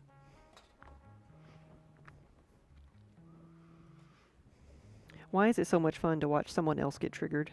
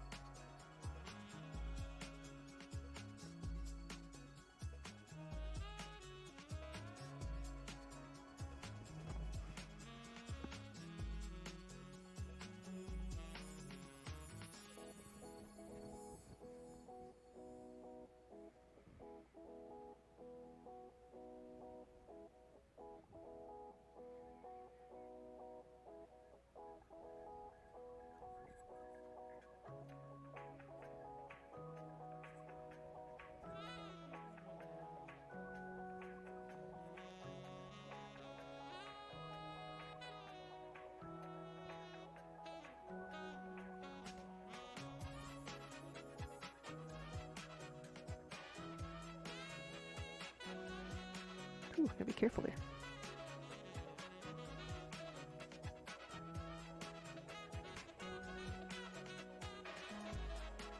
Oh, really? No, I think all of that was going far enough north of us that we weren't worried about it.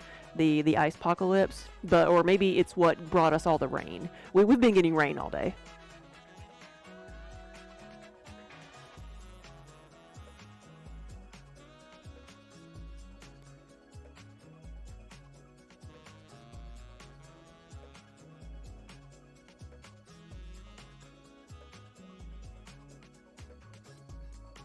Okay.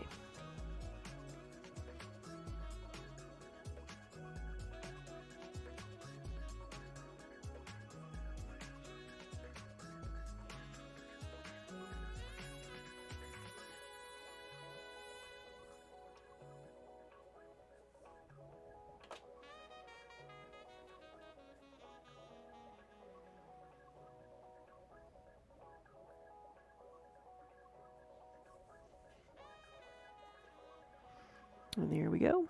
We have one more.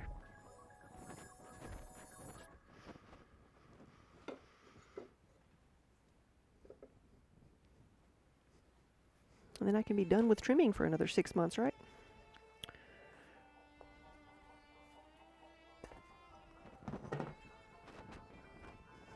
Hey, buddy.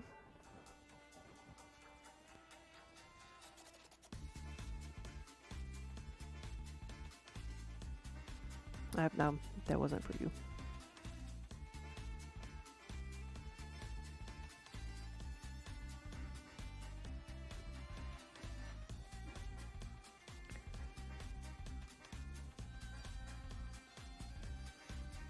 Oh, come on.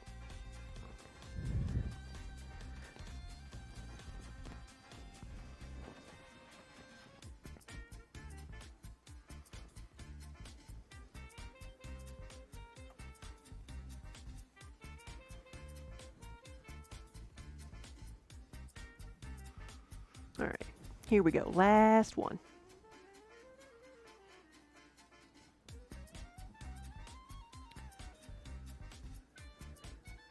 Oh, Cosmic Rose. These are colanders. So that this is the one that I've been kind of using as an example. We've got some that have been. We have a couple in stock on the website. So if you want to see some that are finished with their glazes, we have some pictures on the website, and they're just called colanders. Earlier, I did some of the smaller versions of that I call berry bowls.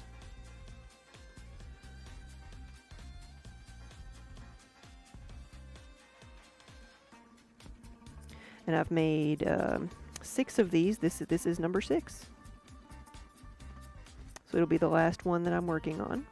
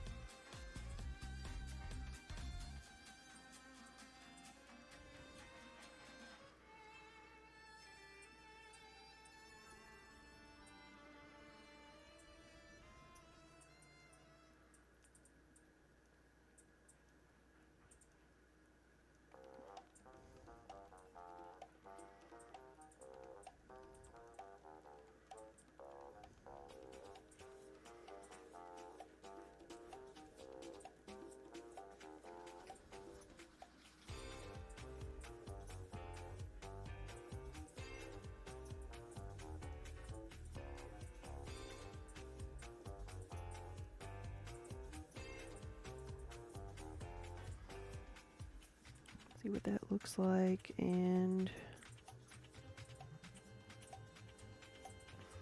test the center. 'Cause I don't know if it's just soft or if it's a I'm getting thin.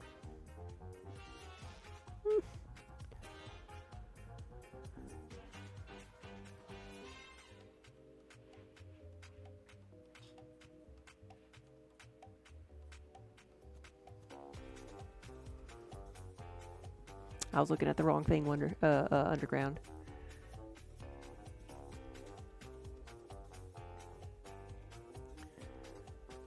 You said you have it says you have the points, but Twitch says you don't. Oh no. Whose birthday is it?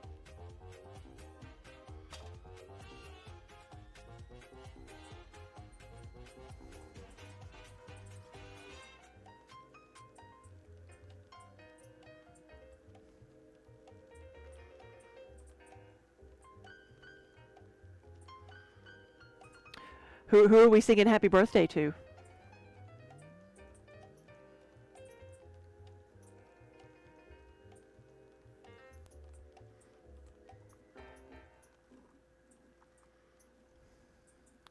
Oh, nobody's. Okay.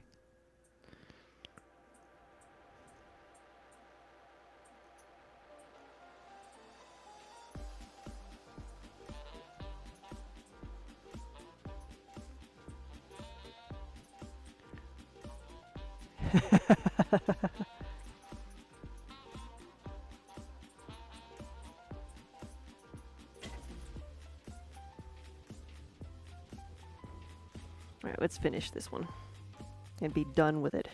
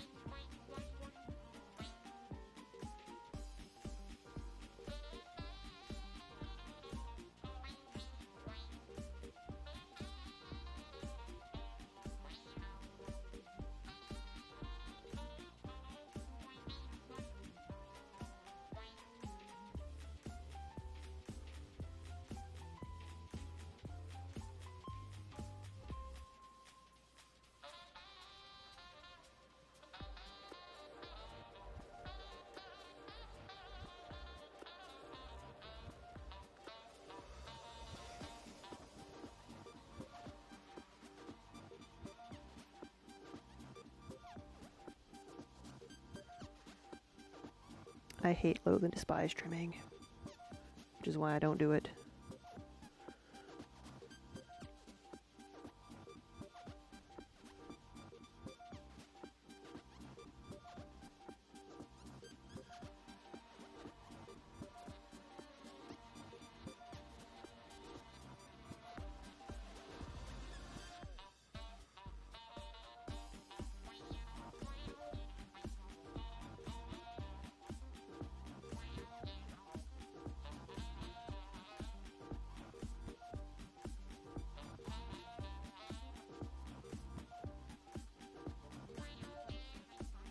Well, maybe. This one's just too soft. There we go.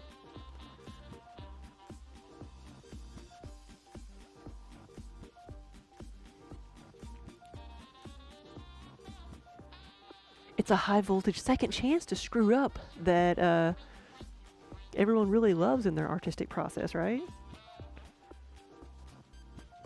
I mean, I've already got to put it in a kiln and set it on fire.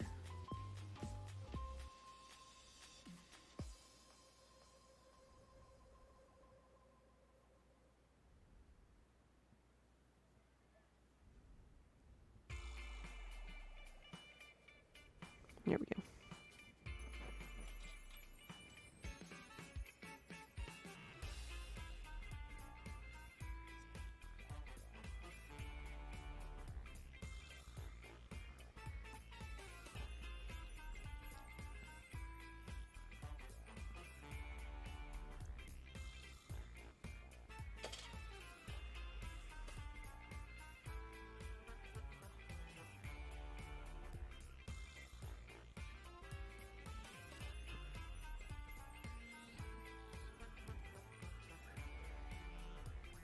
If it wasn't for the potential to inadvertently murder something in which we've invested time and effort, Then why would artists ever art?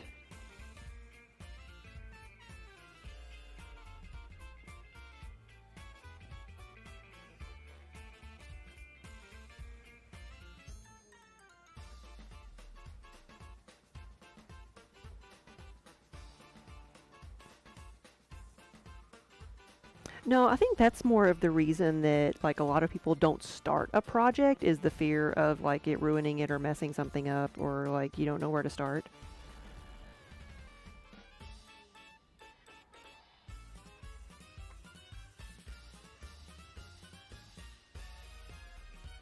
That fear of messing it up or not making it, perfect.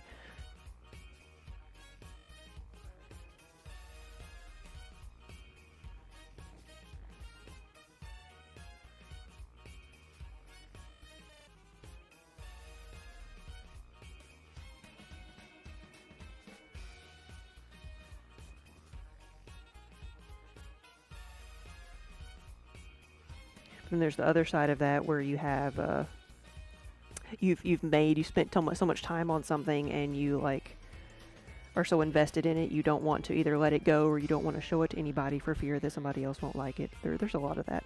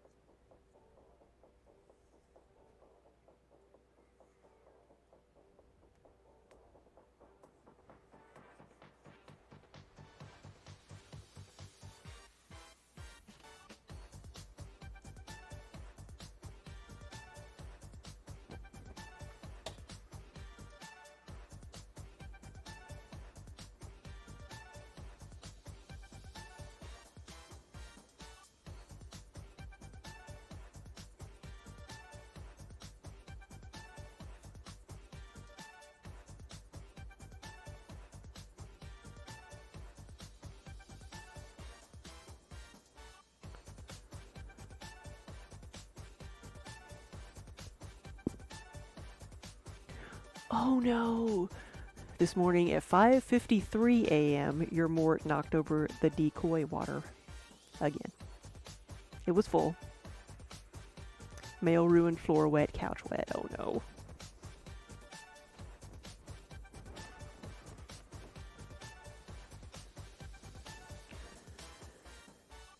I'm surprised you didn't have me just put Mort's name on it.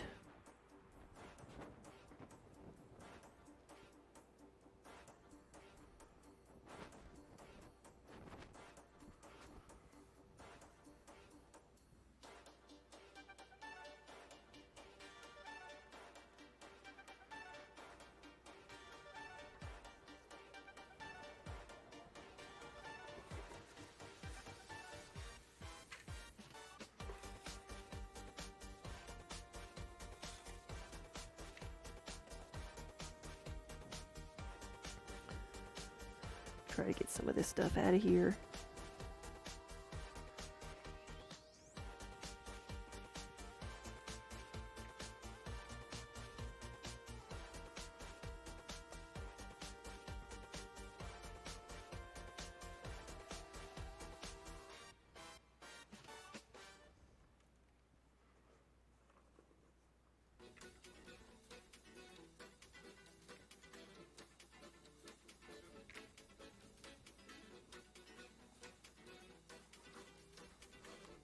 Hey, buddy.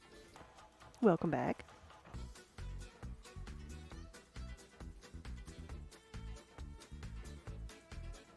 Ready to go for a ride? Hmm? Mm-hmm.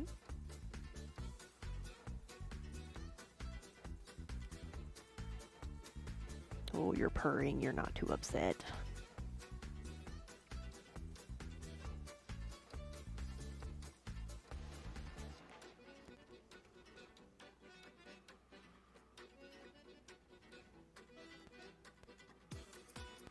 I'm gonna go dump this out and maybe get some fresh water. Because because I can throw a little bit, and I've got to decide what I want to throw now. So I got those done. Your cat's gonna have people water when they act like people.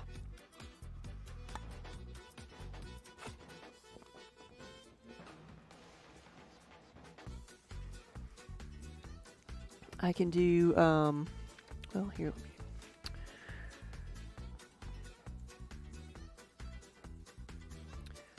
apple bakers, brie bakers. Thinking I've got, the 1¼ pounds of clay here. Bottles. That's probably what I need to do. Is I need to do oil bottles, and I need to do some soap pumps.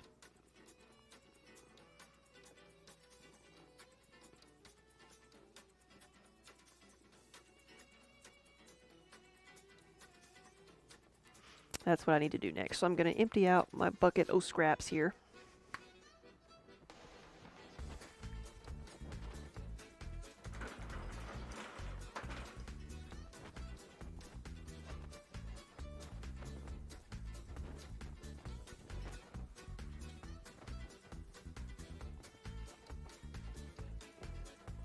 And try not to make as big of a kersplash this time.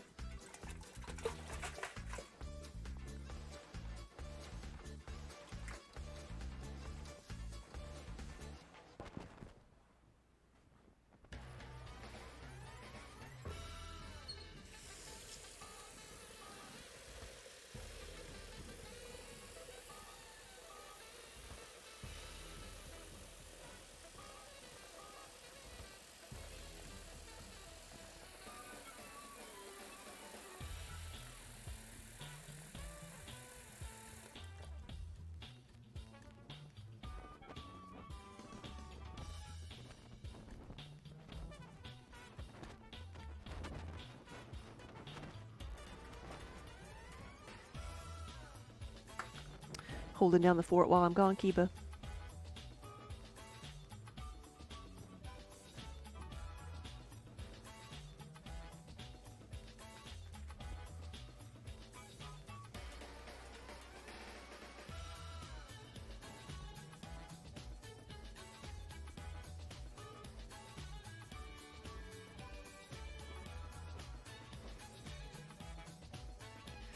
This is not the petting spot.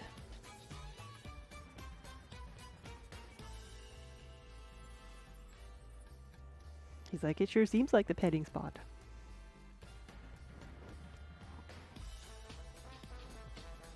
Alright, but come on. You came up this way, so you can go over here.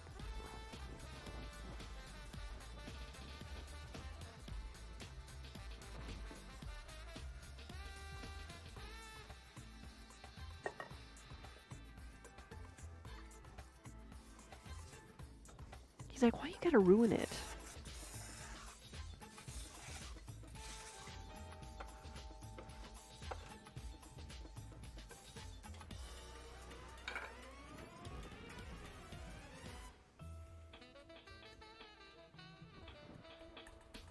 So let's see.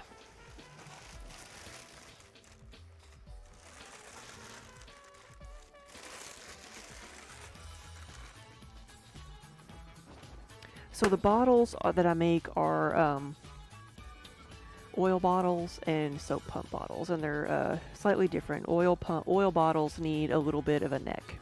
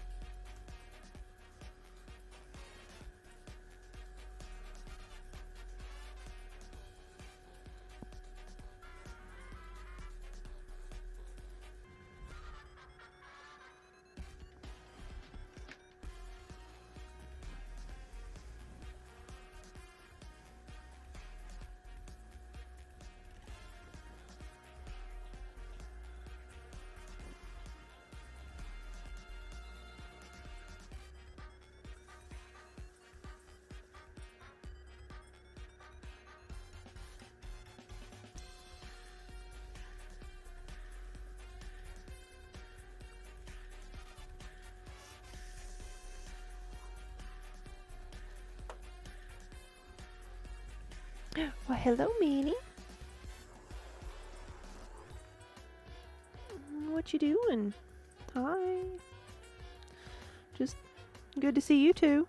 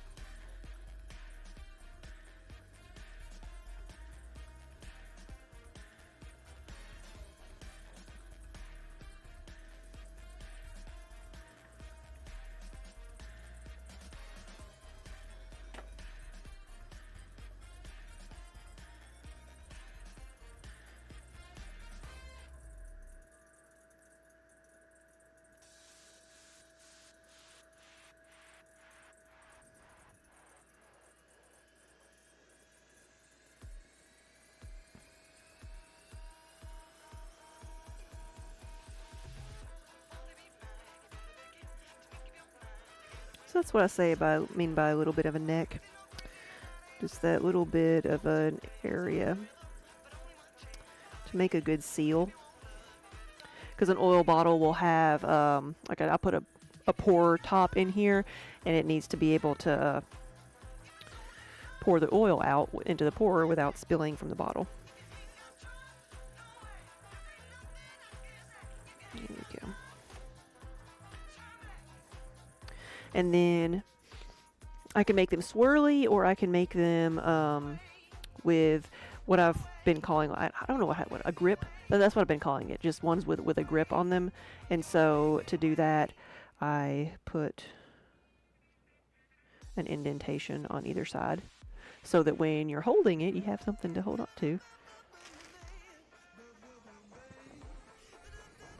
And I'd like these to be taller and skinnier, so that's what my next goal is going to be.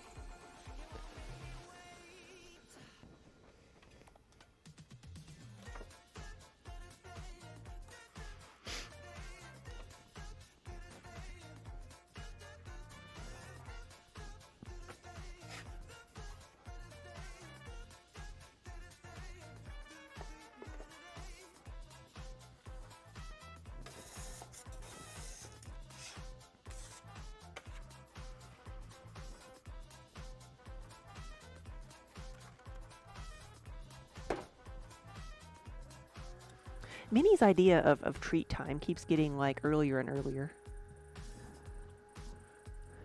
Groot, hello! That was super fast! That would have taken you like 3 hours with multiple attempts. You know what? Sometimes it does. Sometimes it does.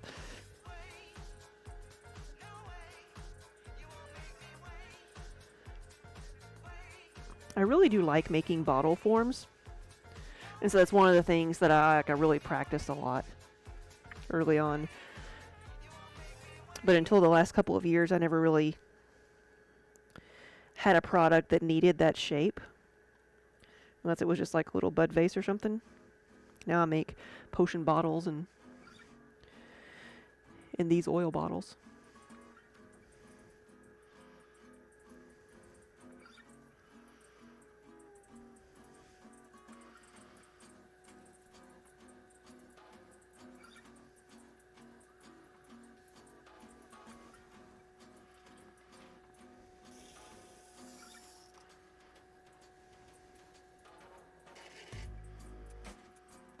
The trickiest part is bringing in the collaring in the top and leaving enough room up there and leaving enough clay up there.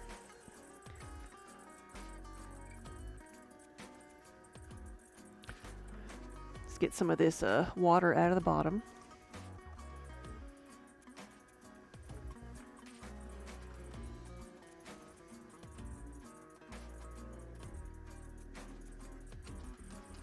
And I'll take care of the unevenness a little bit later. Maybe now. I'm going to make this taller and skinnier yet again.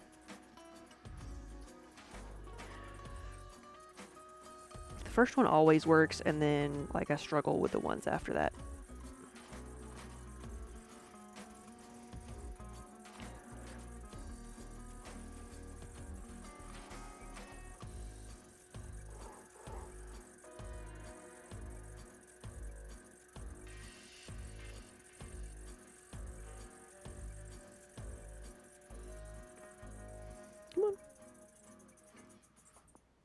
There you go.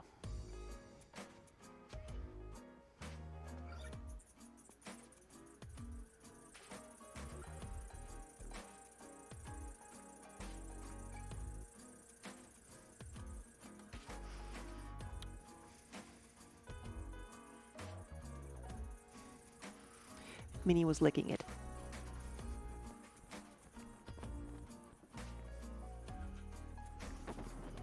Got a whole bucket of clay water over here.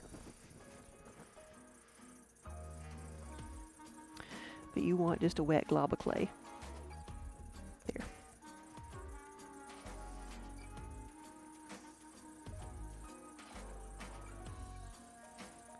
Yeah. And if I missed it, don't forget to follow. So you can find us again. But yeah, thanks for stopping by.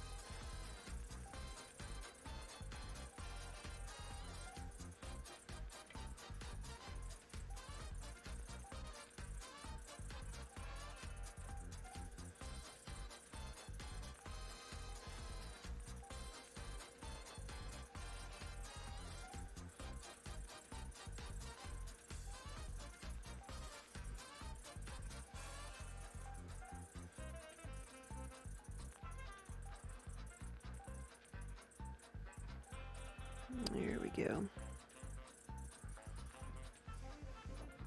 Alright, this one will do.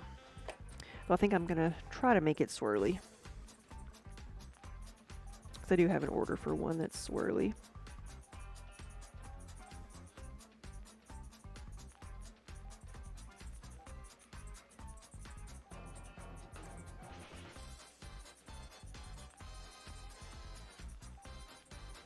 There, that looks good. That looks good. Here we go. Straighten that up. And that's another version.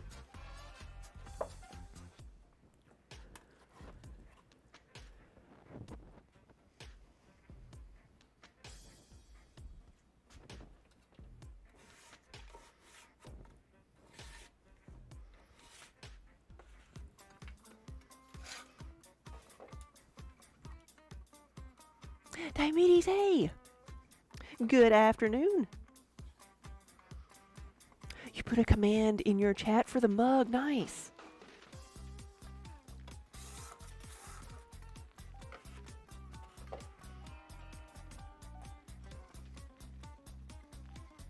It did turn out really well.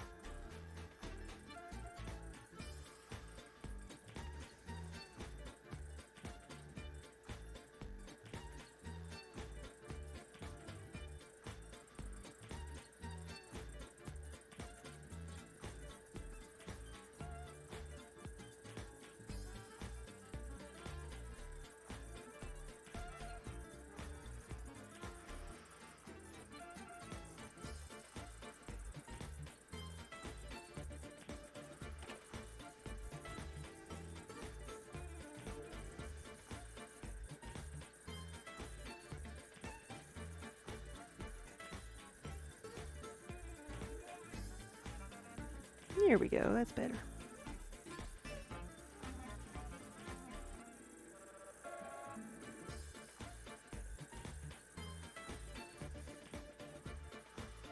That's a better shape.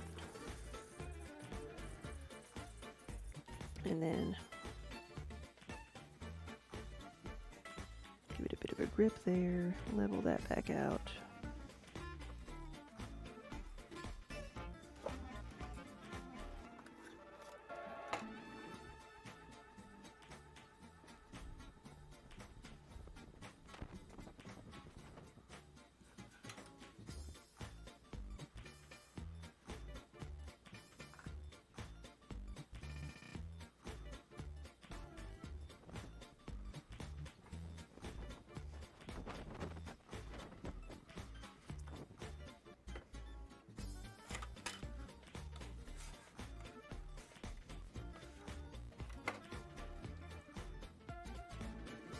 Why did I just squish it? To give it a grip. It's like a handle indentations. It was actually a request from some of the people that wanted to wholesale them from me. They're like, you know what? Like, what about putting just an indentation or a thumbprint or something on them to make them easier to hold, because they are oil bottles. They're probably going to be slick with oil over time. So you need something to grip, to hold it with, to pour it. People liked the swirly ones, but not the smooth-sided ones, because they had something to hold on to.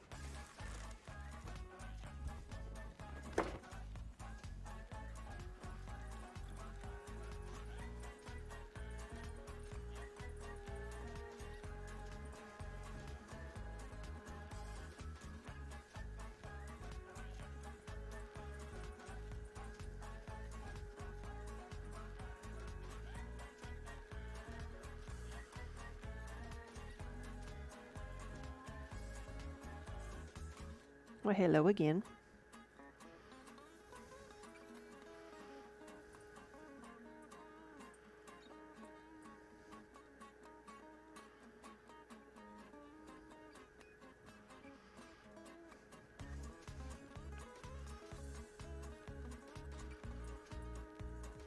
I think that's the equivalent of like a home cat, like running across, running across the bed and leaping off of your bladder at 7 o'clock in the morning, or 6 o'clock in the morning, or whenever they think they should be fed.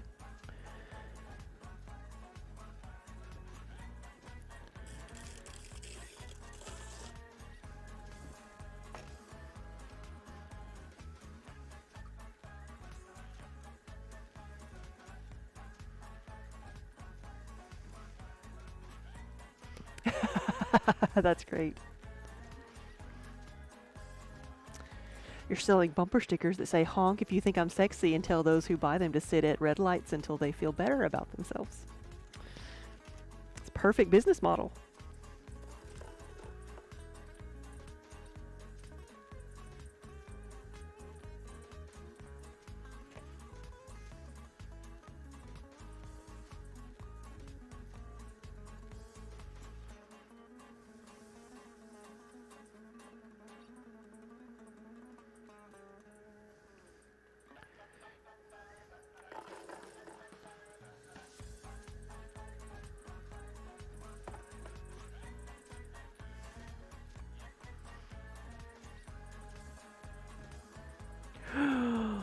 Oh no. Oh. Wolfie bread. When you were little, your mom had kidney stones and kept complaining that she wanted them to go away. So while she was sleeping, you jumped off the back of the couch onto her bladder when you were like 4 years old. They went away shortly after.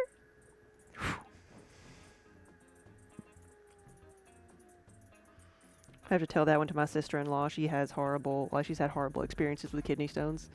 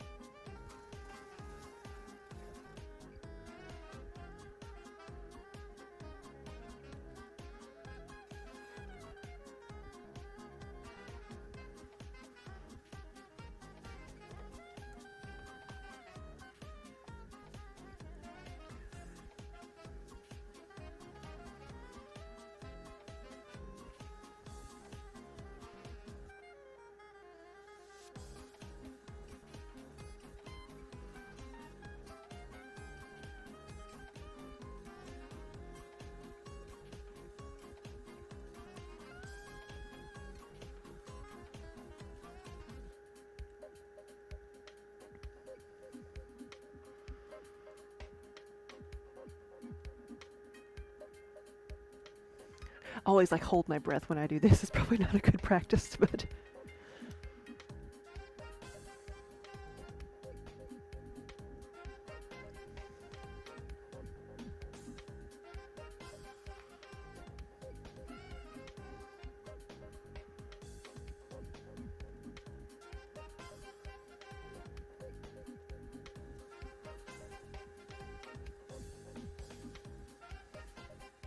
We're getting like shorter every time I touch it, so I need to leave it alone.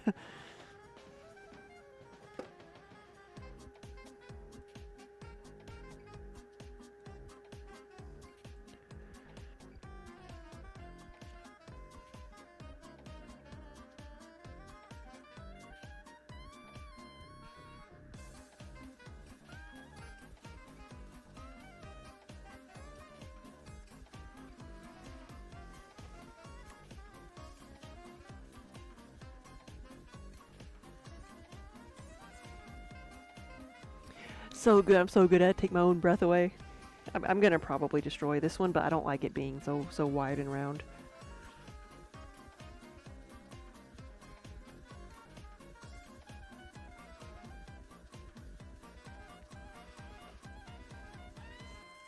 Problem is I can't get inside of it now.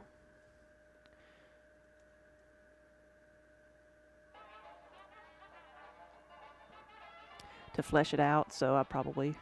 Yeah, it's not looking too good.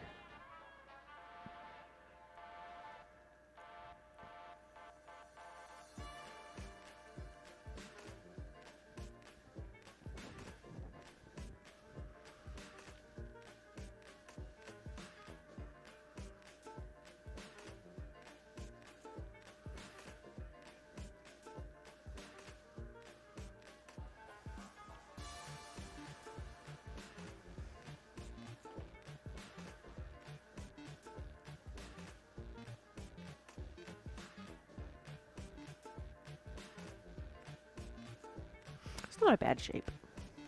Just not as big as the others.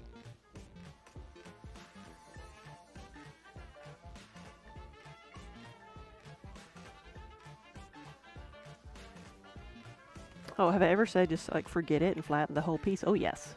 Yes. It's easy to get frustrated.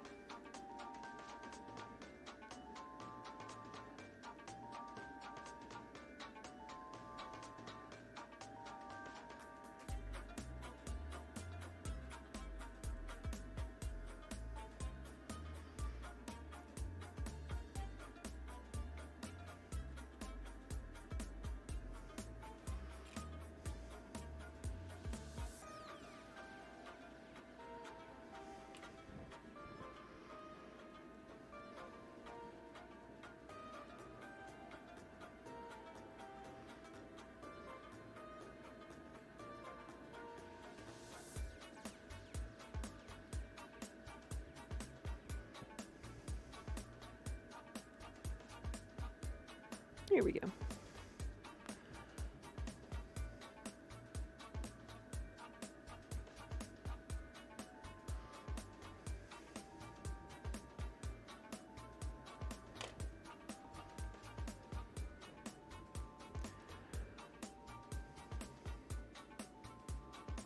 There we go. And that didn't bother the top any. How long have I been doing this? I have been making pots for, oh, it's been 20 years since I took my very first pottery class. But I've been doing this full time for almost 12 years now. It'll be 12 years in February.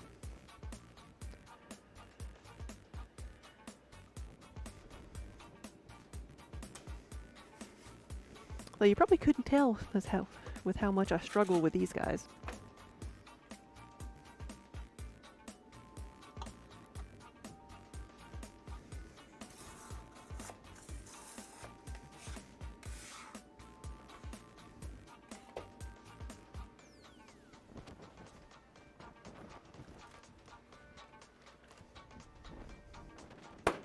Just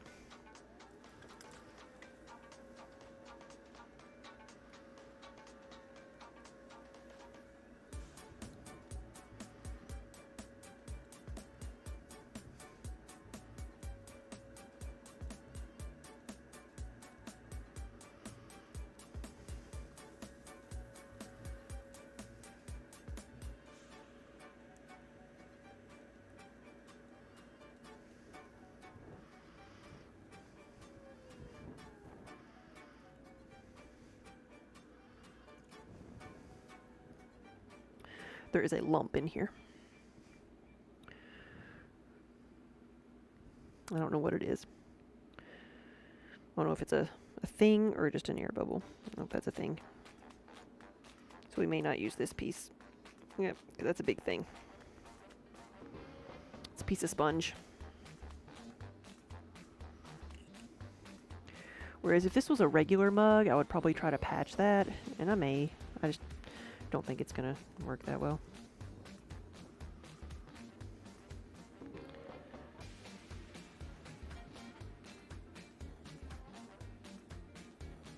Let's go with a new piece.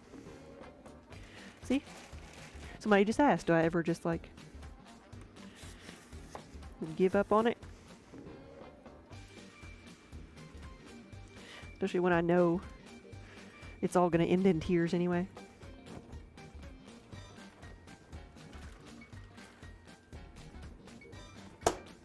There we go, let's try this one.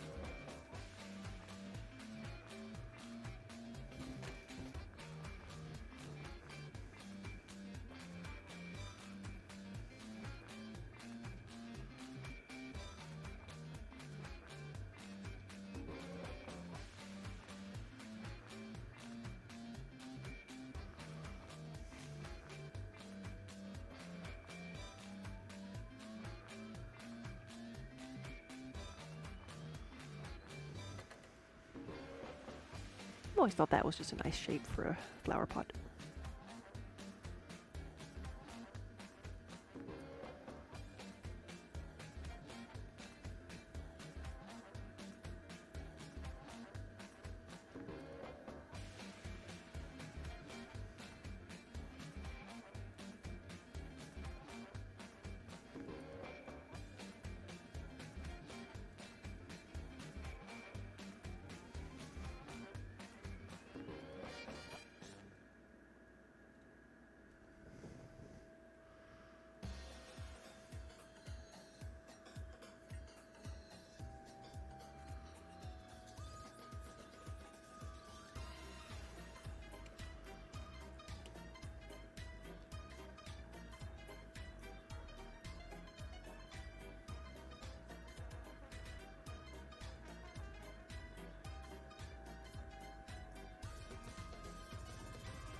Oh, I like that shape much better. How did I do it? So I like that angle of a shoulder instead of it being more the narrow shoulder versus a wider shoulder.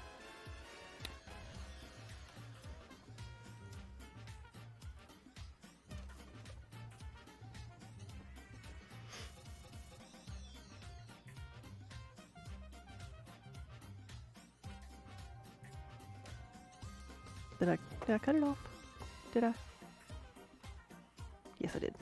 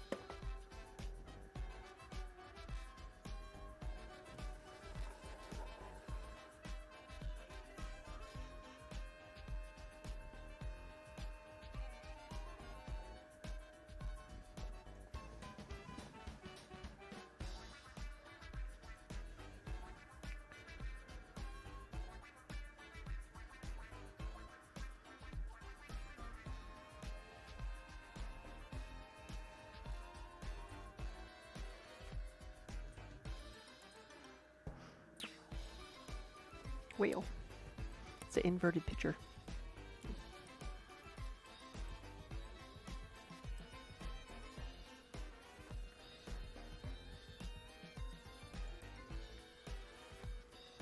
So that's where we started with that shape. You're gonna stay with me. And then I started thinning that out.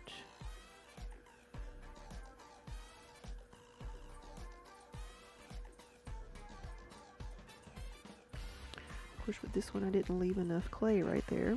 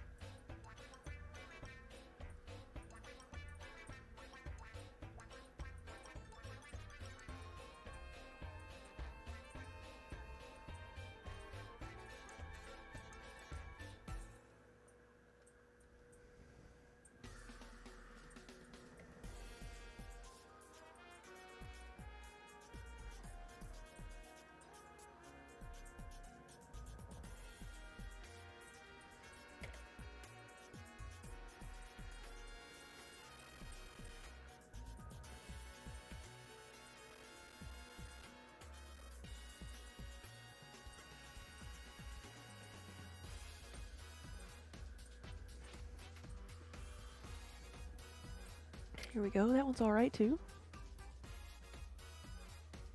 Just want to kind of get that one done before I mess it up.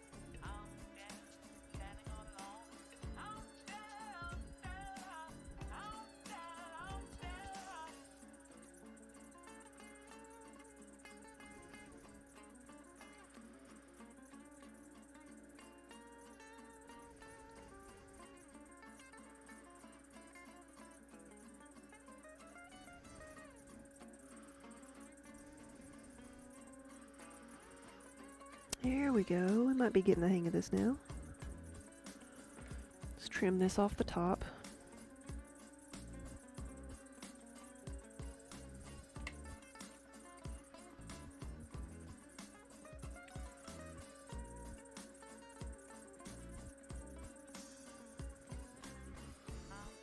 Juko, thank you for the follow.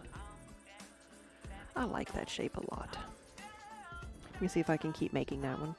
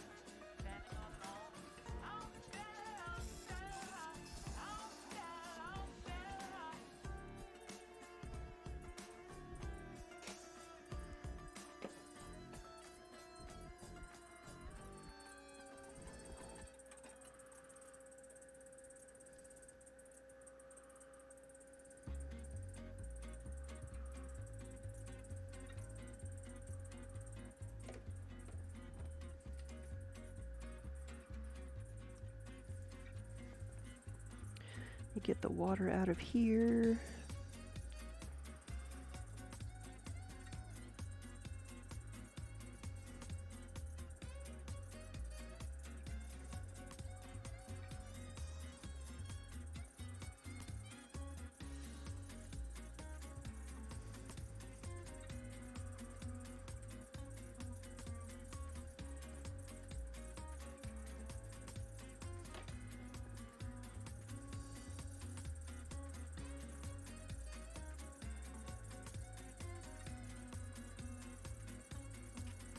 Come on now.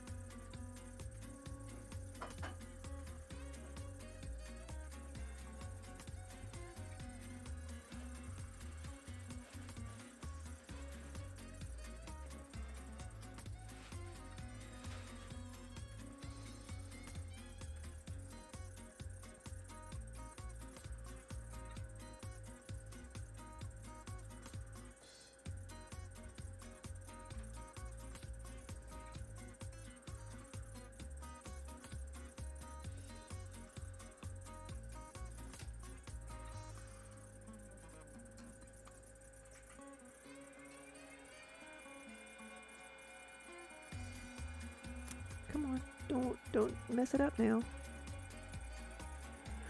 Here we go. Taco, hello.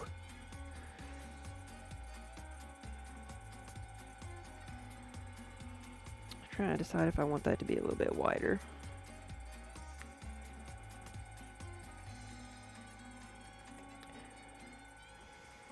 I'll leave it for now. And then we'll make another grip, maybe not as harsh as some of the others. There, that's good. I am making oil bottles. And they'll have, if you buy one or I take pictures of them, they'll have like a oil bottle pour coming out the top.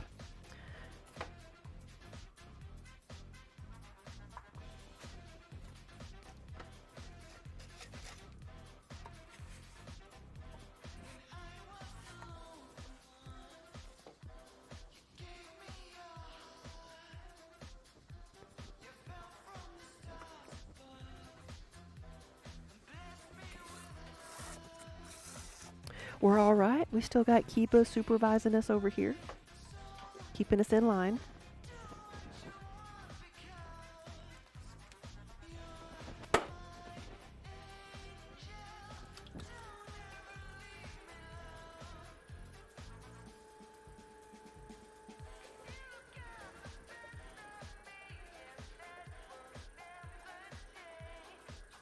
There's an air bubble there.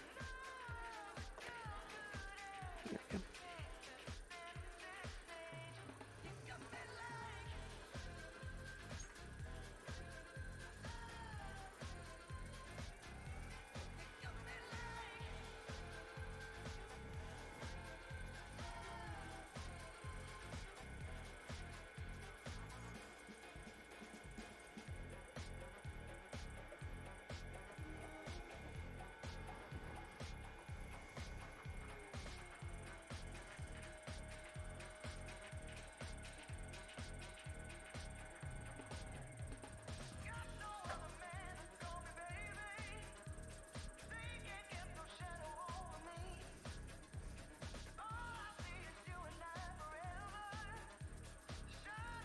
Yeah.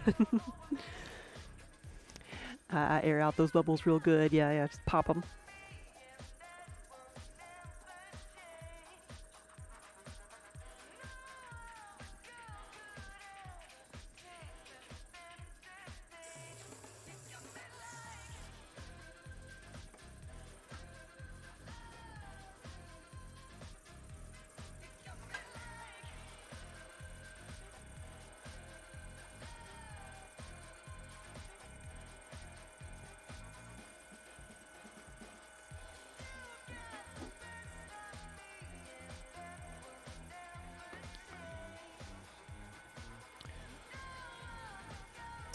So, are you talking about the Pottery Throwdown, the one in Canada, or I don't know which one is going on right now, or even if the one in Canada has started. I don't know where to watch it in the U.S. right now.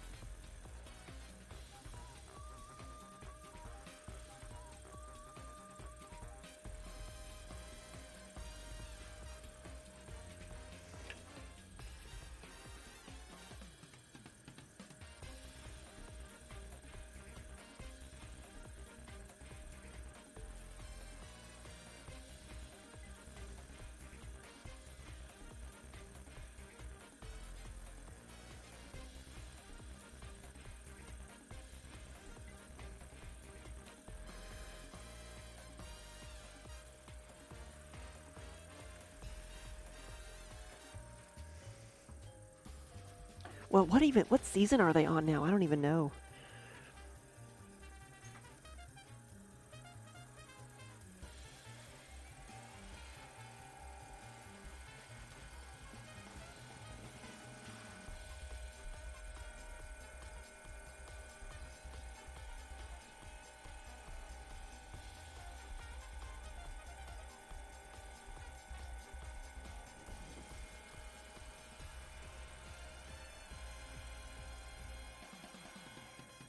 In the UK, it's 7?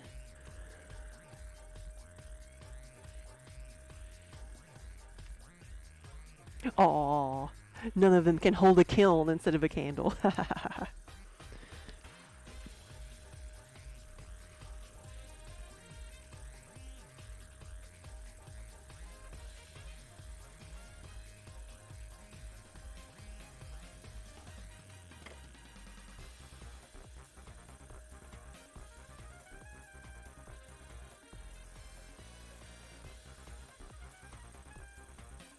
I don't know. I don't know if I'm as well-rounded enough for one of those things. They touch on a lot of things that I've never done before.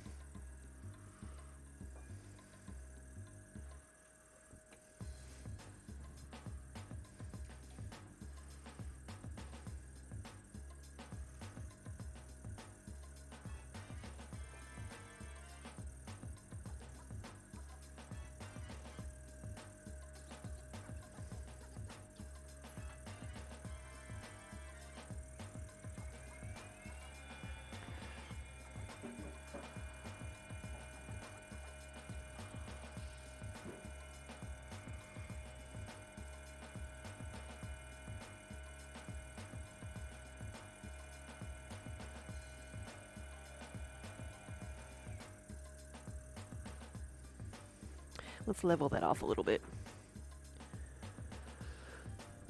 Neuron, the next time you come to Nashville, you're determined to visit us. Yes, please do.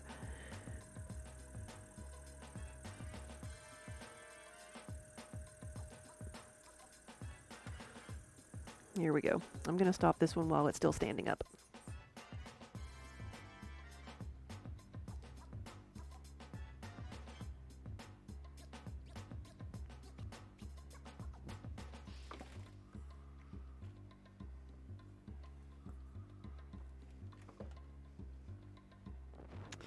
You've seen my pots. They're very well rounded. Yep, yep, yep. Hey, Colleen, good evening.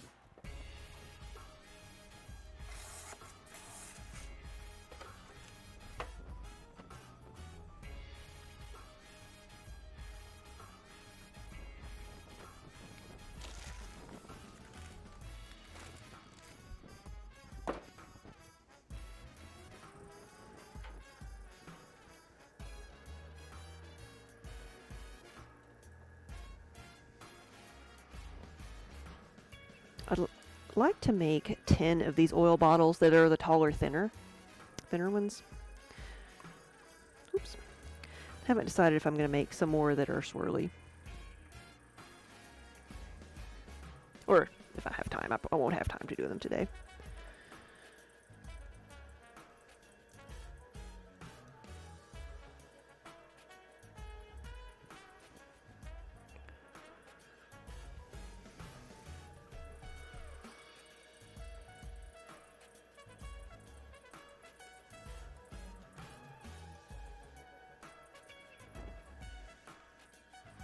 Dan, hey, good afternoon. How are you?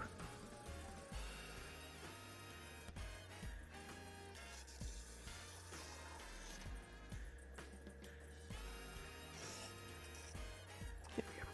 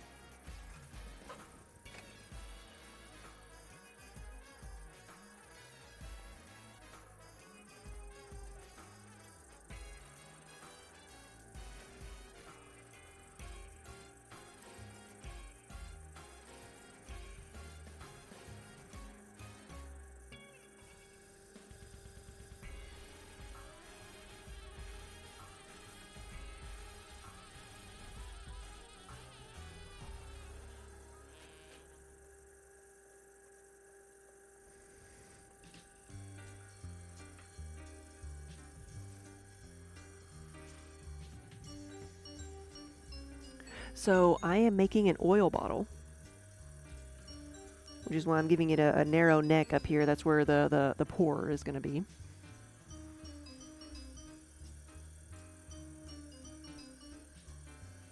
Wolfie Bread, you wish you had me as a pottery class teacher.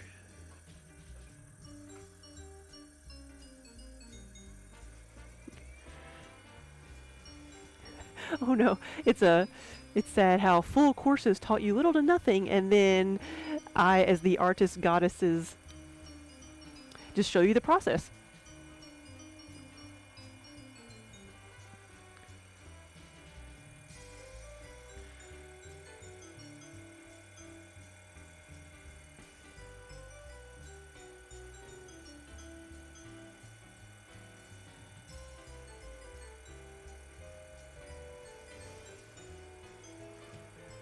I don't know. I think everybody has a different learning style too, and you may just have had somebody who was trying to teach in a way that you weren't understanding.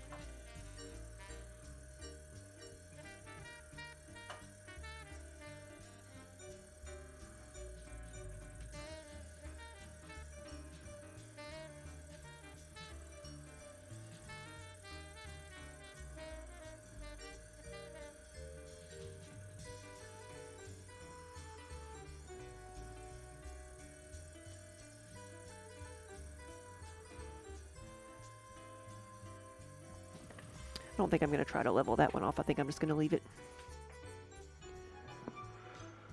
Will the oil bottle be functional? It will hold oil.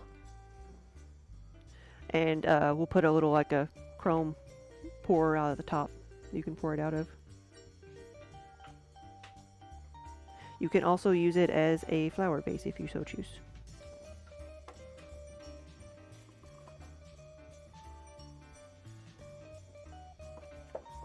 Oh, you had one of those teachers.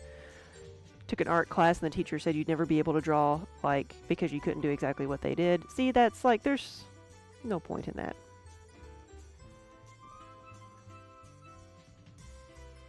Nobody's ever going to do things exactly like you do it.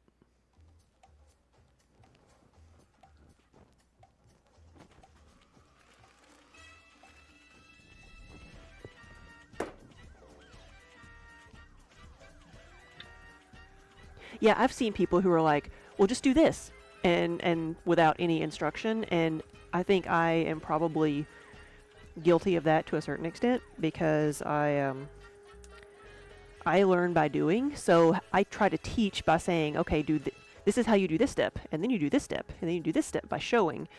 Um, but that's one thing that I think Twitch has really helped me with is figuring out how to explain what I'm doing better, because not everybody knows, what you can learn by just seeing what it is. You have to be able to explain what you're doing with your hands and your fingers and everything.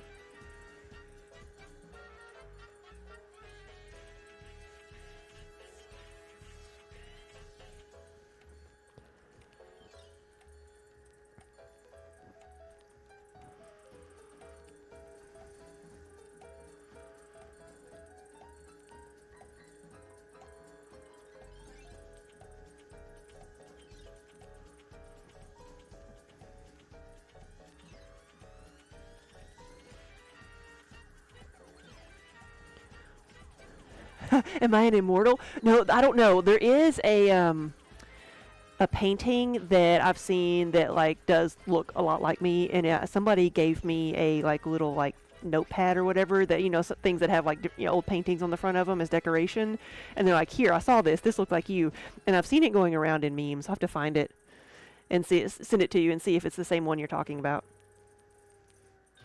Especially when I was younger and didn't wear glasses.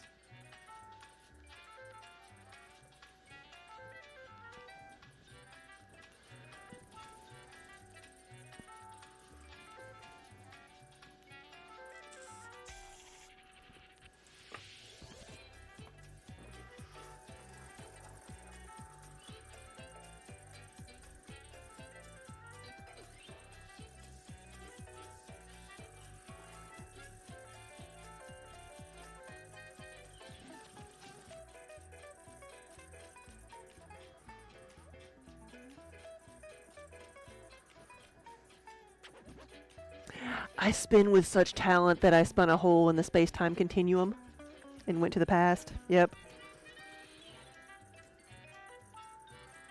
See, you thought the TARDIS mugs we made were just mugs, but they really are bigger on the inside.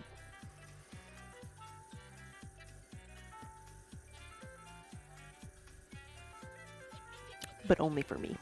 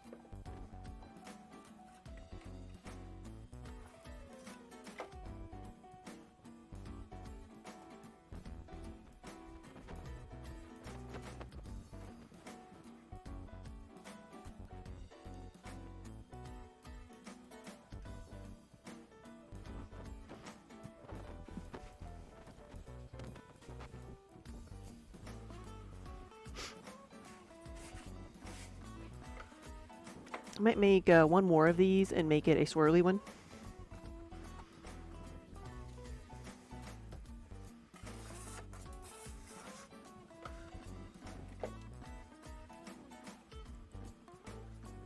What?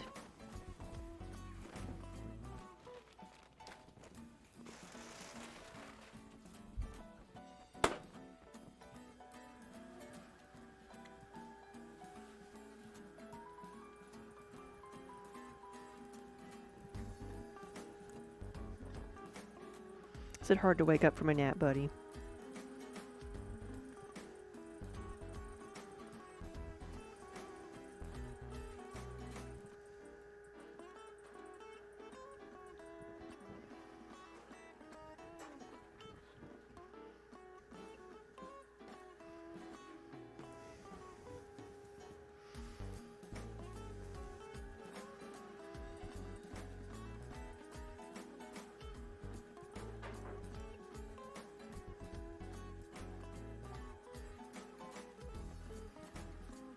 Vampire Ice Queen! Whoa, hey, thank you for the resub!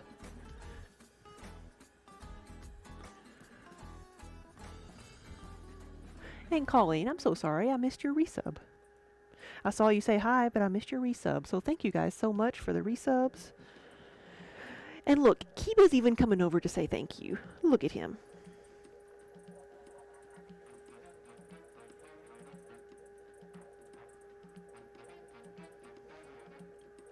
He knows where all his kibble comes from.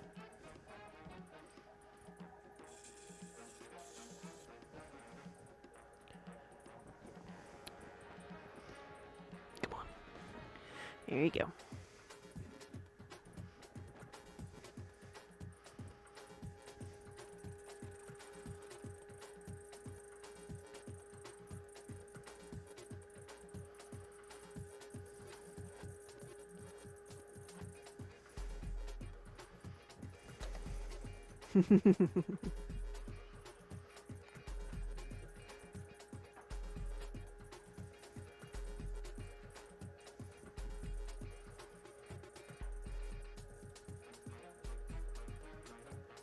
He's like, I know it's treat time, Holman.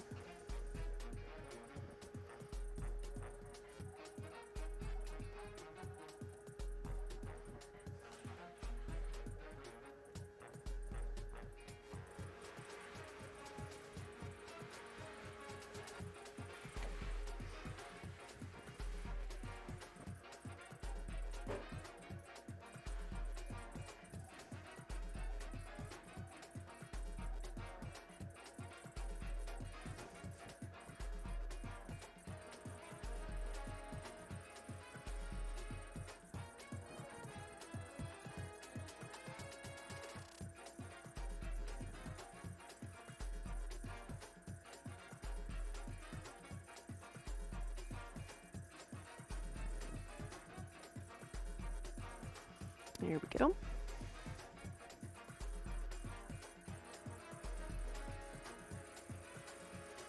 This is an oil bottle.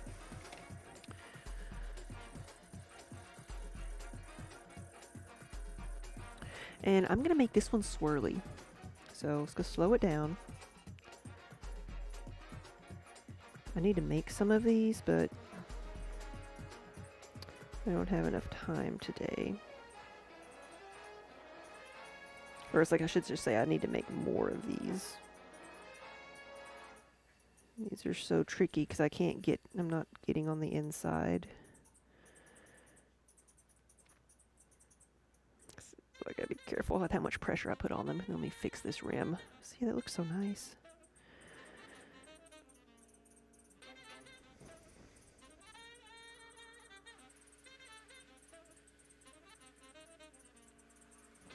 Okay, that's good. I'm leaving it alone. I'm gonna level that off with some sandpaper later and be done. I just like the way that looks.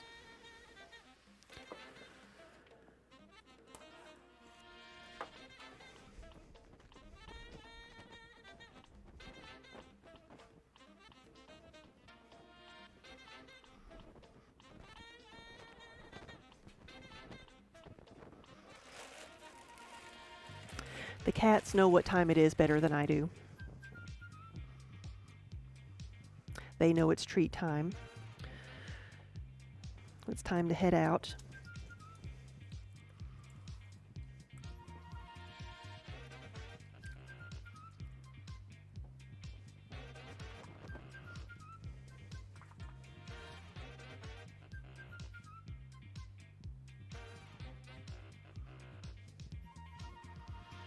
So let's see who else is on right now.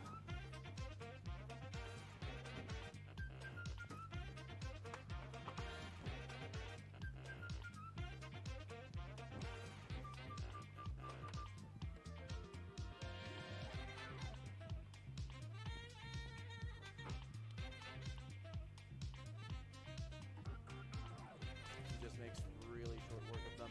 Here's another level where the walls close in, and this is the first application that we see. Yes. That's all it was. That when collected, unlock new sections of the stage. So here is another key, get the one below, and that unlocks the exit up top, while the cannons are firing at you. Let's see who else is on right now. We got several people. We got Texas Hula, Zakayla, 9.5. Where do y'all want to go? Fiber things, wooden things, traveling tatters on, more fiber things.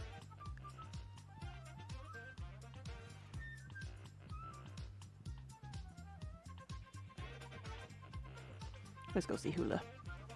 I don't know if they're just getting started or just leaving.